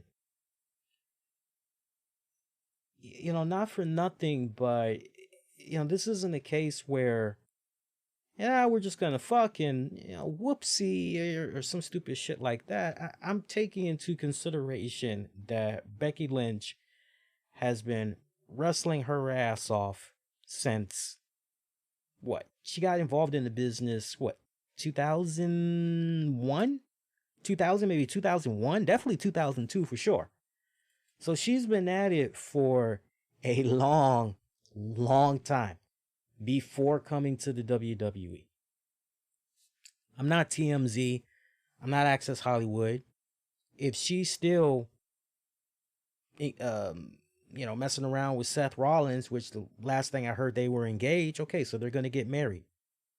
Okay, well then, not for nothing, but okay. They plan on getting married. they have seriously, obviously, had some talks about, okay, what are we gonna do? And not for nothing, but with this pandemic, a lot of people all around the world are able to stay at home a lot more as a result. So, yeah, there's probably going to be a lot of sexual relations going on. There probably is. Okay, so you know what? Who are we as a society to pass judgment on somebody and what they decide to do with ultimately their body? That's their fucking right. They can, if they want to have a kid, that's their fucking right. Now, obviously, it takes two to tangle. So you got to make sure that you're on the same fucking page. You got to make sure you're on the same fucking page. That's no different than, look, let me tell you something. When all of this craziness that we're still in right now with this pandemic has been going on, me and Tams, we had a conversation and okay, so we're gonna do this marriage, the wedding. So it's pushed back to next year. I said, yep, okay, great. And we talked about kids again. And I said, well, shit, the last thing we need right now, because you just imagine if we had a kid right now. Because we kind of danced around the topic of kids, but we really didn't start getting serious into the talk of kids, not until the beginning of this year. And we had made a nice little effort to work on the kids, if you catch my drift. But then when the pandemic shit went down, it was, okay, well, wait a minute, let's because the last thing we need is we got to make sure that money wise everything is on fucking point. Too many times, and Jim Cornette should know this, and I feel he does know this. I really just believe in my heart of hearts he was just doing the shock and awe. That's what it was all about, and people are playing right into it. I just can't fathom the idea for as articulate, as intelligent, as resourceful, as much research as he does on a number of shit that he's into, hobbies, and I just can't believe that he could be that ignorant and naive. I really believe he was just going for the shock and awe. But if he really, really just was speaking from the heart, I'm greatly disappointed in him. I'm greatly disappointed in him. Still a fan of his. Appreciate all of his contributions to the business. But, wow. That leaves me stunned. Because he should know this. There was a time in our society in North America where you had a lot of people that were bringing kids into this world, not just out of wedlock, but doing it at such a young fucking age. At such a young fucking age. Whether it was, got pregnant while in high school, junior high, or some weird, stupid shit. Had dreams, aspirations of being a college basketball player, and that looked as though that's where her career was going. But she got pregnant, and that's it for her. Guy ended up being a deadbeat, and he rolled out, and she's been raising the kid all alone. And you're like, woo, that's rough. But, again, going back to, whether you are in a same-sex relationship or, whatever the case may be, and you're kind of older.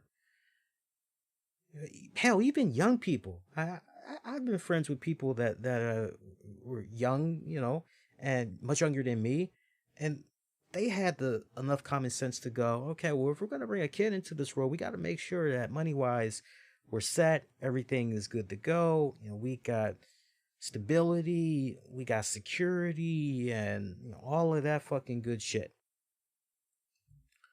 Okay, well, all right, as long as you thought about those things, it's no different than what's your friend or a close family member or a relative would say to you Man, I hate that fucking job. The way they treat me at work. Oh, the pay fucking sucks. Oh, blah this, blah that.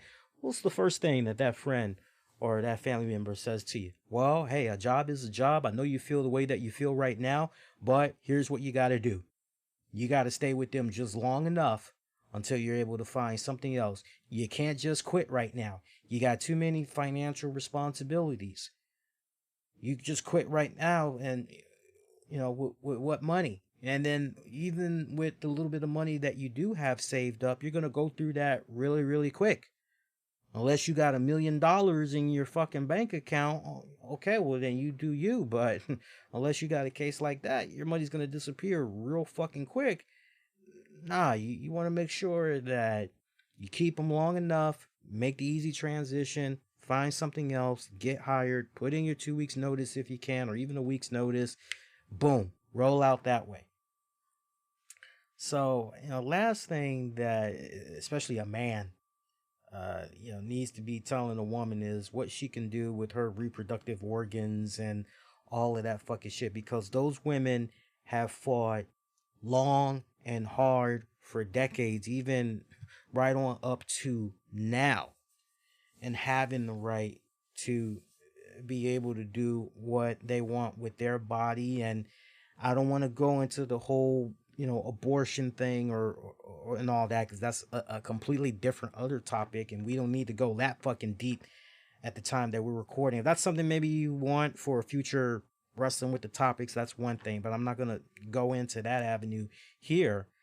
But if two people, it takes two to tangle, and if both people are on the same fucking page, they've thought everything out, okay, then it is what it is. And then here's something I want to bring to you all's attention too, and I'm probably going to be the first person that's gonna say this, but not for nothing, maybe Becky Lynch isn't even pregnant.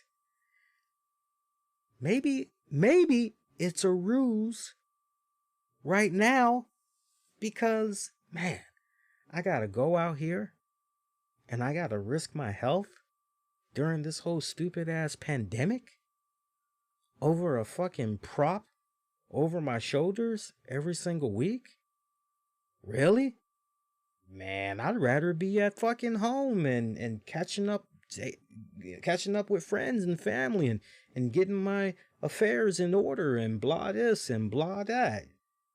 For all we know, that's something else that you kind of got to have in the back of your mind as well. I'm not saying she's lying about her pregnancy, but I mean, under the circumstances, let me ask you guys something. Be honest with yourselves. If you had guaranteed X amount of money from an employer, your salary's already set. That money's going into your bank account, all that shit. However you want it to come, with either one large sum, or you're getting it quarterly, or you're getting it weekly like a fucking paycheck, or bi-weekly. However the breakdown is, you getting paid. And you got this pandemic shit that's going on right now. Shit, the last thing you probably want to do is say to the company, hey man, I don't feel comfortable going out there. Okay, well, you're probably going to be out of a job. You might be able to ask that question to Deonna Purrazzo and see how far that had got her. Just saying, with the reports that's floating around. But at a later date, that's her story to tell, because I want to hear from her rather than reports. So, oh man, I don't really want to go out there given everything that's going on right now, but I like where I work, but how can I kind of get out of this? Man, I'll say I'm pregnant. That'll get me out of there. So, have that thought in the back of your head, but for all intents and purposes, the pregnancy is legit. Pregnancy is fucking legit. Either way, takes two to tangle. And if the significant other is there, they are on board. Yeah, let's have a baby. Yeah, everything's taken care of. Why the fuck should we care? See, now I'm curious what the hell Jim Cornette had said when Ronda Rousey decided she was going to leave WWE and she wanted to try to pursue getting pregnant and all that other shit. Now I'm kind of curious, what was his response? Because if his response was any similar to what he said about Becky, then as fucked up as it was what he put out there, at least you can say, well, at least the motherfucker was consistent. You know, at least you could say he was consistent. Gino, do I ever see Jim Cornette ever going into the WWE Hall of Fame? That's like asking me, do I ever see Owen Hart going into the WWE Hall of Fame? Which, by the way, we got a new episode of Dark Side of the Ring this Tuesday. It is the season finale, and they are going to be covering Owen Hart. I'm looking forward to watching that. Not so much as going down memory lane, but just, it's been a good minute. Just really being able to see Martha Hart, see her with my own two eyes, read her facial expressions, hear her in her own words, touch on some stuff that maybe wasn't really talked about over the years, maybe some hush hush stuff that rumors we kind of heard about that maybe she's going to be able to clear the air on. So I'm looking forward to seeing that season finale episode Tuesday night. And I'll definitely be reviewing that for Patreon members. So something else that you guys will be able to look forward to. So you guys are getting mad content that's going to be coming your way. But I just how I don't ever see a day, and rightfully so. I understand Martha's position. A much younger version of myself many years ago, there's an infamous clip where I talked about Martha Hart, Owen going into the Hall of Fame. And I look forward to playing that audio back after I get in from work and then watch that episode of Dark Side of the Ring and then basically reflect on those comments that I made. That, my God, I think I made the comments about Owen and Martha and all that. I think it was probably 10 years ago. So I'm looking forward to listening to that audio piece. You guys can find it yourself too. It's on the YouTube channel. Just type in Martha Hart RCWR show and you guys will be able to find it. But I'm looking forward to that episode and just, okay. Speaking of which, I can't believe I almost forgot. Pro Wrestling Tees. They worked out a really cool deal with the Martha Hart Foundation and with the guys behind Dark Side of the Ring. And for a limited time, they actually have a really cool Owen Hart shirt that's available for purchase, where they say 100% proceeds will be going towards the Martha Hart, the Owen Hart Foundation there that Martha was able to set up and everything. Really fucking awesome. Vice, it's a collaboration between Martha Hart and her foundation, Vice, and Pro Wrestling Tees, and you can get two versions of that shirt. I'm definitely, when I get paid later this week, I'm definitely going to be putting in an order for the Owen Hart shirt. I might get both versions. I'm not sure just yet. I'm leaning more towards the joint where he has his fists up in the air. I'm leaning more towards just getting that one. But it's the first official Owen Hart t-shirt in over 20 years. So I'm definitely going to be representing, and just to know the money is going to be going to a good cause, as all profits are going to be going towards the Owen Hart Foundation. You can't beat that. So if you are in a position, I put the tweet out there where I basically said I welcome my listeners, friends, colleagues of the show. Definitely spread the word about that. Support it in any way that you possibly can. Of course, take care of yourself and your family first. If you have some extra money left over, hey, great. Spend it on that. If you don't have money, do the next best thing. If you got the social media platforms, look out that tweet that they put out there. You can even look up the tweet I had put out on my Twitter timeline and just retweet, like it, all that. Just spreading it can just do a world of good. A world of fucking good. See how we're doing on time here. A couple other topics I wanted to get into on the show. And let me see how we're doing on time. I'm looking at my recording time here. All right, so we're at about an hour, 50 minutes. And let me see how many other topics we got left to cover on the show tonight. If I were to get into that, that's definitely going to take us way past 2 hours. I'm looking at the synopsis for the episode. I see one of the things I have on here is talking about Michael Jordan's The Last Dance, offering final thoughts on that. I'm not going to dive into that. I think what I'll probably end up doing is I'll probably save that for, if not Wednesday, maybe I'll throw up something with me and Tams, because Tams did say she wanted to talk about the documentary as well. So I'm going to get with her, and if we can sit down and do something after I get in from work Tuesday night, then we'll definitely put something out there for you guys. See, other than that, hang on. Just looking at the rest of the notes here with regards to supposed to be talking about tonight. I'll leave you guys with this, and this will pretty much, kind of take us to about the 2 hour mark, maybe a little after the 2 hour mark. Mark Henry, Leo Rush. They are feuding right now. Not good on so many levels. Let me get you guys caught up to speed on this one here. So I was quite dumbfounded when I had heard about this, and it made me really sad because, look, I try to do my best to, and I think you guys would agree, I do a pretty good job.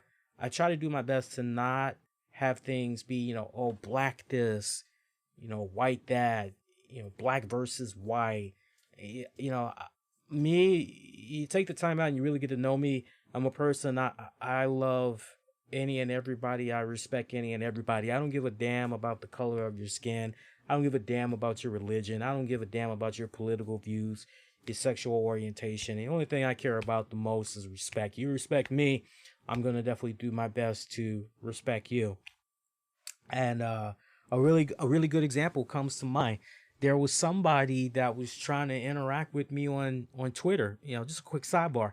There was somebody that was trying to interact with me on Twitter. And I've told you guys over the years, a lot of times I will get people that will follow me. They'll either ask for a follow back, or, oh, this looks like it's just a burner account, or it looks like it's a troll account, no tweets, none of that. And I've had many people over the years that have hit me up. Hey, can I ask you something? And it's, well, you can ask me right here out in the open on social media. I don't understand. What's the issue?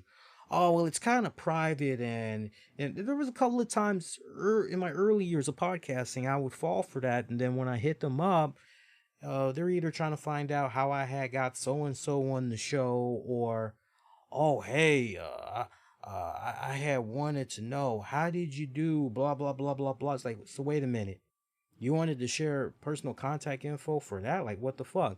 So on social media, I usually will go through a lot of profiles trying to, okay, who's liking just to try to get themselves over. I've had porn accounts, don't interact with people. They're just posting sexual images, woman sucking dick, and it's like, whoa, like, oh, okay, block you. Like, you don't need to see my shit if that's all you're doing, which is basically trying to get yourself over or whatever. Like, and that's not an insecure thing. It's just I'm trying to fine tune things so that I know, who's legit and all that other shit.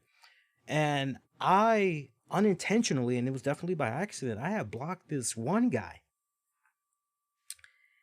And I didn't really know about it until a day or so later, when I was like, oh yeah, who was that one account that was talking about maybe they wanted to collaborate with me? What was that one account? I couldn't quite remember the name. I'm like, but then when I finally did remember the name, I'm looking them up. I'm like, oh shit, I blocked this cat. Oh, that fucking sucks. So I unblocked, and I was getting ready to reply to them, yeah, about the whole collaboration thing. Shit, I'm fucking down with that, yeah.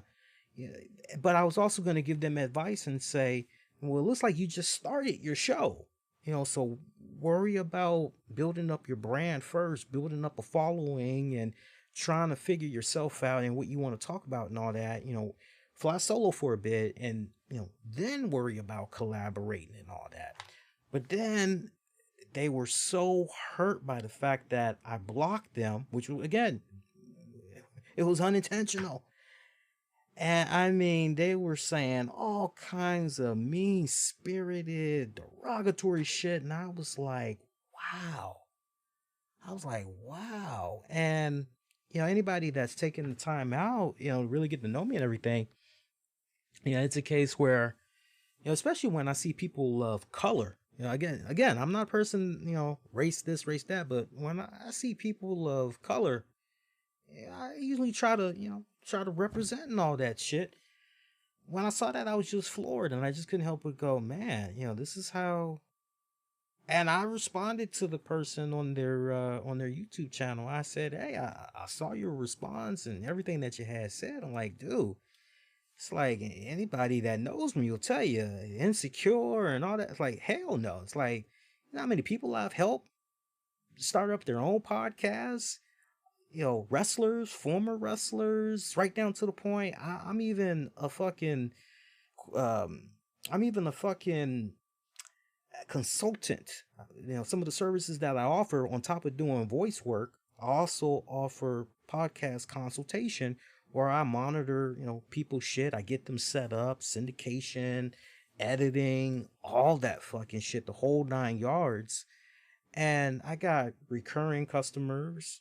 I've got new customers that hit me up all the time, networking, word of mouth type of deal. So I'm usually busy doing a little something, something for, if not my own shit, I'm usually doing something for other people. Shit, John Krauser, one of our, longtime listeners, Patreon member, shout out to him. And we definitely got some Patreon shout outs we need to get into. John is trying to start up his own podcast. And I told him, I said, okay, look, this is what you need to invest in. You do this, you do this, you do that, you do that, you know. And I told him, I said, look, when you get it up and running, let me know. I will fucking pop up on that show. I will help you out any way I fucking can. You can definitely pop up on my show. Anything I can do to help you out. It's like, I got you covered. It's like, so I'm always willing to help out any and every. Fuck, Don Tony of the Don Tony Kevin Castle show. I know some people feel that the YouTube thing has really gotten over him, and some people feel that he's gotten a really big head and that he's full of himself these days. I just think he's very passionate and very energetic, and he has the bug right now. He's been bitten by the YouTube bug, and he loves everything that's going on with him right now. But there was a time when he was trying to figure out what equipment to get. What type of software do I invest in? What's going on with lighting? What's going on with equipment? What's going on with this? What's going on with that? There was a time where voluntarily I would just, and still to this day, I give him, some input. But he, as far as somebody that, there's a list of people that can vouch for me too, that I've helped out, didn't even hit me up. I just, hey, saw your shit. This is what you need to do. So, the day that I get to a point where I'm not secure with myself, my brand, and all that. I mean, you guys know how many times have I put over other shows over the years? Hey, go listen to this. Hey, go listen to this was a really good episode, or some of the people that we sponsor. Like, hey, many times that we've sponsored people over the years, different people that have done their own different types of podcasts, some not wrestling related. I always try to support people. My whole thing is respect. Paying it forward, it's all about the respect. You treat me with respect, I'm going to do my best to treat you with respect. And seeing the shit that went down with Mark Henry, Leo Rush, not to make it be a black thing, but that just really sickened me to the stomach and made me go, man, we supposed to be brothers, especially during this time right now where we're supposed to be, we're all in this together and all this shit. Like, what the fuck? Very disheartening. So Mark Henry, he threatened to sue Leo Rush. Remember he recently was let go by the WWE and everything. He's threatening to sue Leo Rush after Rush accused him of tearing down African American talent on Twitter. Henry made this threat in an interview with TMZ Sports, and that prompted Rush to offer a rebuttal of his own, also saying, hey, as far as a lawsuit against your ass goes, well, I'll fucking countersue your ass. Rush actually had tried to call into the radio show because, these days, Mark Henry is doing Busted Open and everything. That's a show that I've brought up time and time again. I remember I stopped listening to them though because I remember once they had started to have Bully Ray on the show. When they had Bully Ray on the show, I remember when Bully Ray did the interview with Alberto Del Rio, and I felt that with regards to the Page allegations, I felt that he was just really trying to protect him, and it just rubbed me the wrong way. Other people felt differently, but it rubbed me the wrong way. And I saw that Bully Ray had blocked me. And I'm like, really? You can't take constructive criticism. I didn't throw him under the bus. I just said, I just wish he would have brought up these areas during the interview just to really make it well-rounded. All bases are covered. That's my only gripe. And dude blocked me for that. And it was like, okay, whatever, fuck. So I haven't given a fuck about Busted Open since then. But Leo Rush had actually tried to call into the radio show, but he was having difficulty, getting on the show and everything. So everything basically started between Leo Rush and Mark Henry last week when Mark Henry had discussed backstage rumors on Leo Rush being difficult to work with during his time in WWE, or around the time Rush was removed from being Bobby Lashley's manager. And so from there, Leo Rush had responded in a series of tweets after he was unable to call into the show. One of the things that he said was, this number isn't working unless you forgot to pay the bill. Maybe you need to budget your money a bit better. Don't even know why I'm entertaining this. Keep my name out of your mouth, please. You literally have nothing better to do than continue to talk shit on a situation that happened over a year ago about a 25-year-old who just lost his damn job. And he continued on and he said, sorry guys, but I've been holding my breath for way too long. People like this need to get called out. It's sickening, it's disappointing, and extremely discouraging. I love my fans, and I pray that one day in the future, the state of this kind of matter progresses. And this is why African American talent on the biggest platform will continue to not have equal opportunity, because people like you constantly tear your own people down. A damn shame, honestly. Woo! You guys with me so far? So Henry fired back through TMZ Sports. He knew that I get a lot of attention, I have a lot of followers, and he released an album or song or something, and he wanted to use that to get some attention, get some buzz. If he would have called me, I would have done it anyway. We would have just worked it out. I would have really talked it up. We would have made world news, but now he said something slanderous. And you can't question my blackness like nobody can question my blackness. Pull my black card. Not allowed. Nobody. My lawyer went to Harvard. Is that David Otunga? I don't know what kind of lawyers he's dealing with, but I got those Ivy League people around me and they're pissed. He needs to apologize. So Leo Rush responded to this later on, declining to apologize, instead choosing to tweet about the legal threat. Couldn't I just do the same for publicity deframing my name on national radio? At the Mark Henry, come on, man. You're going out sad. You deserve to be remembered for the greatest heel turn ever, not for threatening to sue a 25-year-old in the middle of a pandemic. Yeah, and he really does bring up a very valid point. Now, look, I, you know, fuck race. Fuck race for a second. I get where Leo is coming from, and there is that stigma. I get it. And it's not just in wrestling. There are instances where, and I've seen it with my own two eyes.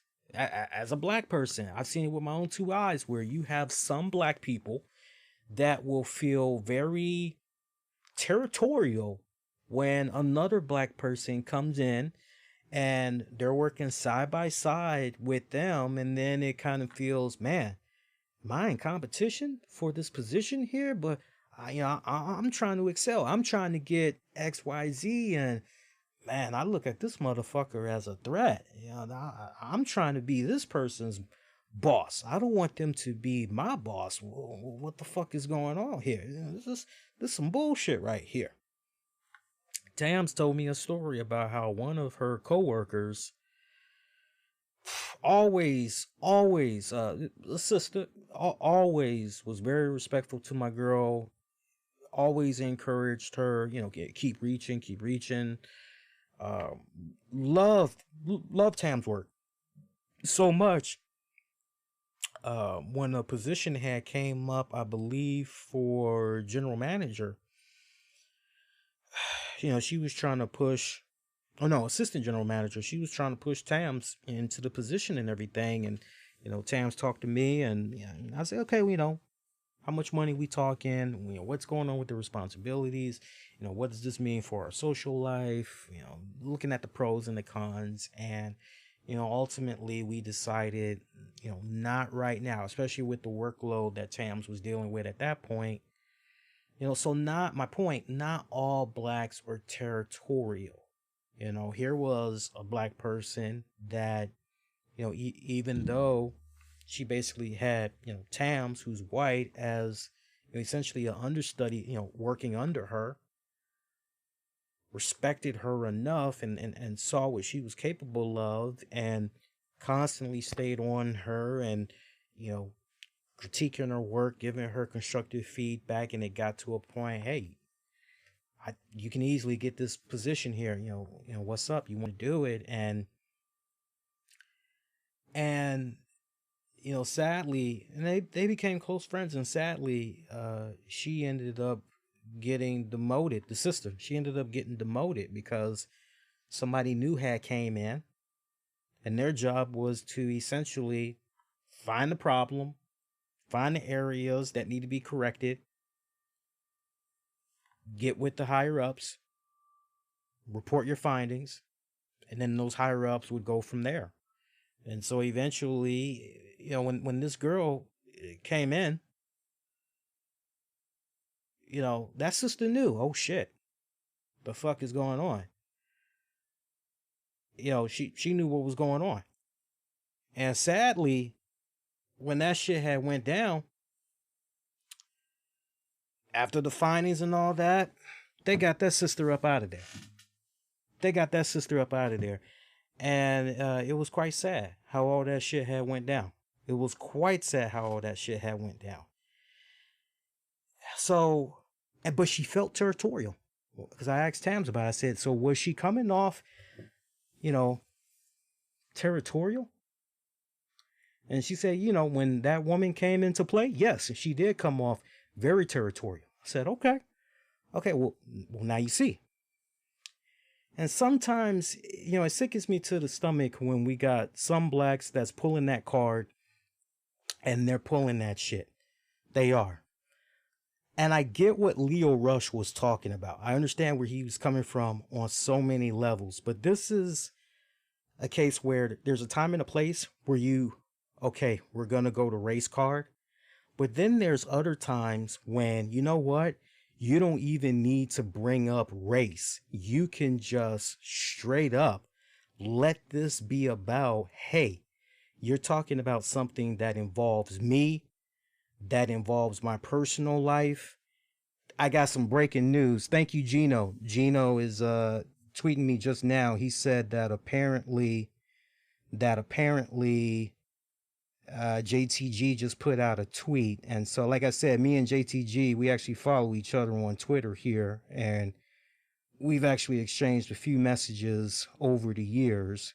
So bear with me a second here and let me see what JTG had to say here. All right, I'm looking at JTG right now here. Oh, fuck me sideways. From Sunday, January 26, 2020. Ooh, god damn. Shad Gaspard, I don't know if this was like a text message or if this was a Twitter exchange or whatever, but Sunday, January 26, 2020, about 1:14 p.m. in the afternoon, Shad said to JTG, "If I ever die tomorrow, just know I love you as a brother and friend forever, even past this life." And JTG responded to him a little bit later on in the evening, about a little bit after 6, and he said to them, "Love you too, brother. Hashtag no homo." Yeah, that's wow. Wow. So that pretty much tells you, Gino, from what we were talking about earlier, that pretty much tells you everything that you need to know about how they felt about each other and everything. It's quite sad. It's quite sad. But getting back to that whole and to the person in the chat, saying what's up and Leo Rush is a clown. Hey, look, my friend, I'm sure by now you had saw the post that I had left on your channel. And I know at this point you probably want to try to, make things up or whatever. Respectfully, respect my space. I'm going to respect yours. As I explained a few minutes ago, you know, what you had said there, it really rubbed me the wrong way. And I'm kind of like this. I treat people the way I want to be treated. I treat people with respect. It was an honest accident on my part and everything. And I manned up to that. But when you attack my character and you barely know me, my longtime listeners, they'll tell you, once I feel burned, that's it. I'm kind of like Michael Jordan in The Last Dance. Once I'm burned, that's it. So, you go your way, you do you. I'm going to do me. Like I said in that post, I wish you nothing but the best. And you take care. You might be a fan, but I'm not a fan of you. And for those of you that's kind of wondering, what the fuck, he's just trying to chat with me right now. And there's nothing you can say that's gonna, I'm sorry, but like I said, never assume. You got a lot to learn in your podcasting career. You take care, enjoy the rest of the night. All right. Thank you. But, getting back to the whole JTG thing, or actually, no, not the JTG thing, getting back to the whole Leo Rush thing and all that, both sides are wrong. I didn't mean to be long-winded there, but when Gino has breaking news like that, I know Gino's, when he posts his shit's on point. They're both wrong. Leo Rush should have, after he could not get on the show, he should have said on social media, hey, at Busted Open Radio, at Mark Henry, I tried to call into your show. I could not get on the air. You guys were talking about me and what was going on with me and WWE during my time, everything leading up to me being removed as Bobby Lashley's manager. Well, I was trying to get live on the air. What's up? You guys, you can't take my call? Somebody reach out to me. You can get me right now. If you can't get me on the show today, shit, maybe we can work out something where you can have me on the show later this week. There's no need to speculate. There's no need to try to get inside my mind and wonder what I was thinking and all of this other shit. You got the source right here, baby. And I got all the free time in the world. What's up? What's up? He's a young man. He's a young man. He still has a lot to learn. He still has a lot to learn. It's okay though, because Lio Rush is in his 20s. What did we just say much earlier in the show? Your 20s is all about, if you're going to fuck up, that's what your 20s is all about. Your 20s is all about fucking up, really finding yourself, setting the tone for how you want for your life, your career, all that to be when you're in your 30s. And then when you're in your 30s, it is all about trying to settle down, set yourself up nice and properly, build those safety nets, all that shit. We don't need to rehash it, but you guys get that, okay? So Lio Rush fucked up from that standpoint. Mark Henry. What's the number one thing I always say on this show? Self-accountability. That is something that a lot of these wrestlers, even some veteran wrestlers, do not accept on so many levels. On so many levels. And it's fucking unfortunate. It's fucking unfortunate. And for me, Mark Henry fucked up, because the right thing for Mark Henry to have said was, well, you know what? I personally did not work with Lio Rush. I did not have the opportunities to work with Lio Rush. So for me, it would be unfair for me to speculate on XYZ. That would be unfair. But from what I was able to gather and the people that I had spoke to, their words, not mine, this is what I was told. And of course, hey, I'm connected to WWE and everything. I don't know. Maybe we can try to see if we can get Lio Rush on the show. XYZ, XYZ, XYZ. So there was a proper way that Mark Henry should have handled things. I don't want it to be black versus black. That's just so fucking easy. And I get the whole, because I just told you guys about how it's not just blacks. You got Mexicans. You got certain races that feel territorial in the job industry when, oh shit, fuck is going on here? And rather than, oh, so you're here now and you're, hey, this is great. I gotta tell you something. When I was in the process of finding a second job, and I've got the job that I have now, as I was getting ready to make the transition out of market research for 10 years. And I ended up, working the job that I have now and everything. The one thing that I had saw that was so beautiful when I was working up there, black people, Hispanic people, Ethiopian people, white people, all I worked with, and with me being the new kid on the block, nobody felt territorial. Their number one goal was, we're going to help you out. We're going to do our very best to help you excel. We're going to tell you, make sure you know everything that you need to know so that when you're flying solo, you're going to be good to go. And every time I come in and they see me, there is legit happiness on their faces when they see me. Legit. No territorial bullshit. And I wish I could say to you younger folks out there that,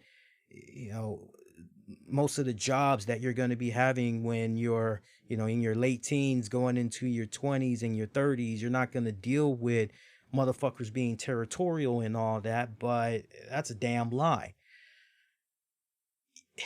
The other thing, you don't involve yourself in what's going on with other people's careers, how they're making their money. You just don't. There's just some boundaries that you just do not touch. Both sides were wrong here. And honestly, I wish this could be a case where both sides could honestly, at this point, break. Okay, you said what you said. I said what I needed to say. Okay, that's it. There's no need to go back and forth. And I'm like this. The last thing I'm going to do is worry about what some other man got in his pockets, I ain't gonna worry about what some other fool got that I ain't got. I'm not gonna be concerned with that. What I'm gonna be concerned about is myself trying to get myself from point A to B. That's what's up.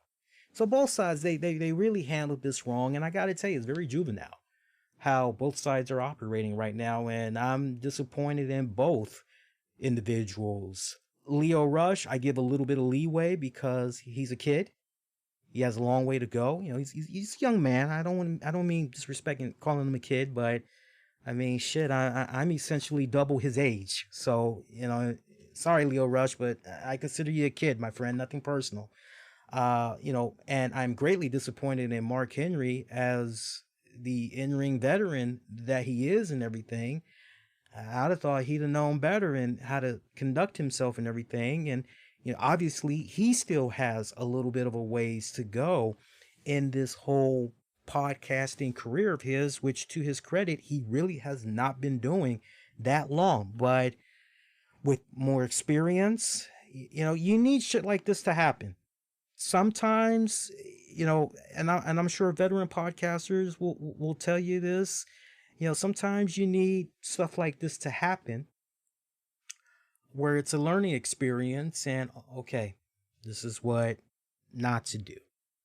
You know, I don't know who Mark Henry as his go-to, whether it's Jericho or, you know, whoever he has in high regard, and pretty much I use from somebody that has been at it much longer, and there's a right way of doing things, conducting business, and, you know, trying to stay as neutral as humanly possible, and, you know, getting to the heart of the matter without throwing somebody. Last thing you want to do is be talking about somebody else's business, especially when you did not get the approval to be talking about that person's business. And I think if we need any more of a prime example of that, look at the shit that went down there with Joey Mercury.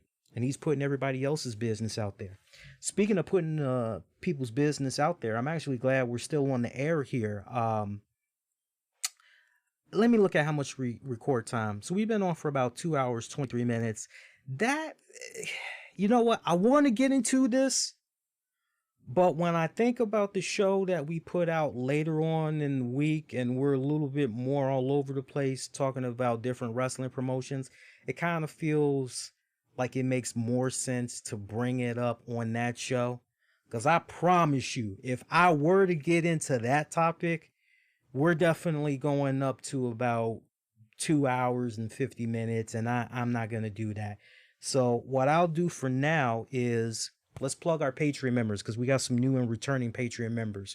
Remember, patreon.com/RCWR show. You can check out bonus audio and video content, great majority of which you will not be able to find anywhere else. As I just mentioned, and I can actually take a screenshot for you guys to see on Twitter and Facebook and everything.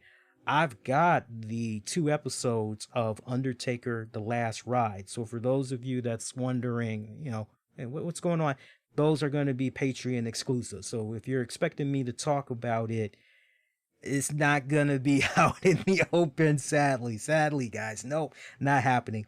But you'll be able to find that. I'm also reviewing the episodes of Dark Side of the Ring. You got to forgive me. I've had a little bit of beer, and it's a little bit late over here. It's actually my second beer, but I haven't had it in a good minute. Anyway, patreon.com/RCWR show. Shout out to new Patreon member Gino. Gino said he was going to be a Patreon member, and Gino, happy to have you on board. You've already, like everybody else that's on Patreon, got access to bonus Patreon content.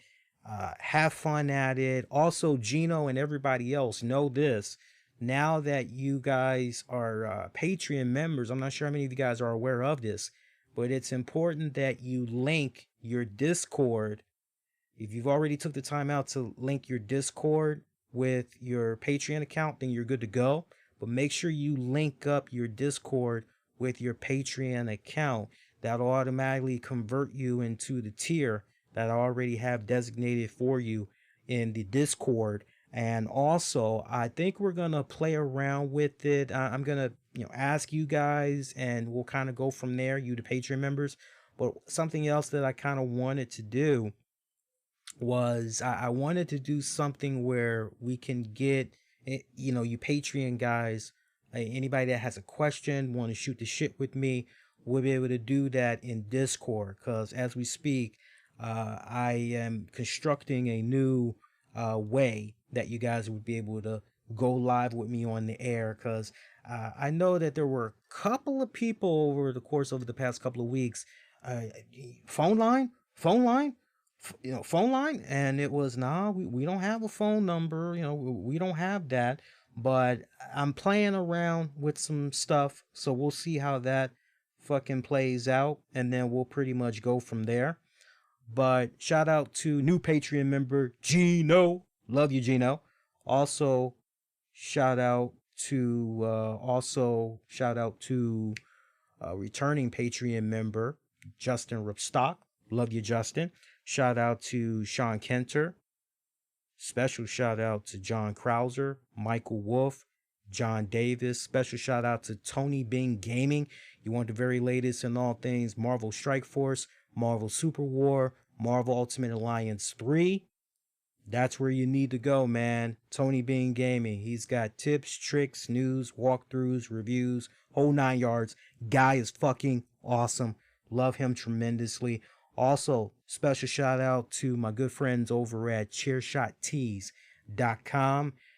You want to check them out. By the way, sidebar story. I don't know if you guys are following Rob Feinstein on our video there, but man, he is getting into some new drama, I see, as he was, if not the first, among the first to be doing Facebook Live auctions. And apparently there's people that's been watching what he's been doing, and he's been ruffling some people's feathers because they have been doing some type of weird scams of their own. And boy, just the shit that's going on with that. If you guys are following Rob Feinstein, check out the most recent post that he put out there. You'll see what I'm talking about. We'll dive more into it on the show later this week, but good God, oh fucking mighty. That's all I gotta say on that. But check out chairshottees.com. That's a new business endeavor from Rob Feinstein and Shaheen from Nuclear Heat Graphics. They've got a awesome merchandise store. You miss the OG wrestlers, Sabu, Terry Funks, Demolition, all them good guys, man, all them crazy ass cats, Terry Funk, all those cats. Check out chairshottees.com. Great merchandise you guys can check out, man. You won't be disappointed. All right, so this show is in the books. Audio version of this, I'm not releasing it until Tuesday night, as I'm going to be in audio editing mode anyway. So you guys will have this that's available. Web stream I'm talking about. You guys will have this that's available for you guys all throughout the platforms. Again, Twitch, YouTube, Mixer, Facebook. So enjoy your next edition. Way it's looking right now, if I can do a show Wednesday night after Dynamite and NXT goes off the air, I will gladly do a show. It'll be at 11 p.m. If I cannot do the show, then Thursday, I'm trying to think. Actually, you know what? Because they threw a curveball with the Memorial holiday coming up this week and everything. We're going into the weekend and all that. They've got me working. Usually I have Fridays off, Thursday or Fridays off, but this week they've got me working the new job Tuesday, Wednesday, Thursday, and Friday. So my goal is to give you guys a Wednesday night show. If I cannot do it, then the worst case scenario, we'll push it to Thursday night. But if you ask me right now, I'm going to say 90% certainty we're going to give you guys a Wednesday night show. So be on the lookout for that. That should be good. And that's going to do it. You can get at me on Twitter, Facebook, Instagram. Use the keywords, the RCWR show. And as I close out the show every single week these past couple of weeks, if you enjoyed the content, please, huge favor, especially on YouTube, hit the like button. When you hit that like button, you're basically letting the YouTube algorithm people know you like the shit. And when it comes to YouTube recommendations, somebody else that's in the wrestling or whatever, hey, you like that? You like, or as Jim Ross used to say, you still watch that shit? Okay, well, check this guy out. He's actually pretty good. Check him out based on what the algorithm's been saying here. Check this guy out. So do that, means a lot. You can also hit the subscribe button, all that good jazz. And as I always close out the show, until I see and hear from you guys next go round, please be safe. Most importantly, be kind to one another. And I think we also need to stress this now more than ever. Two things. One is try to do your best to respect your fellow man and woman. And the second thing is live life to the fullest. As I mentioned in the show earlier tonight, because tomorrow is not promised to anyone.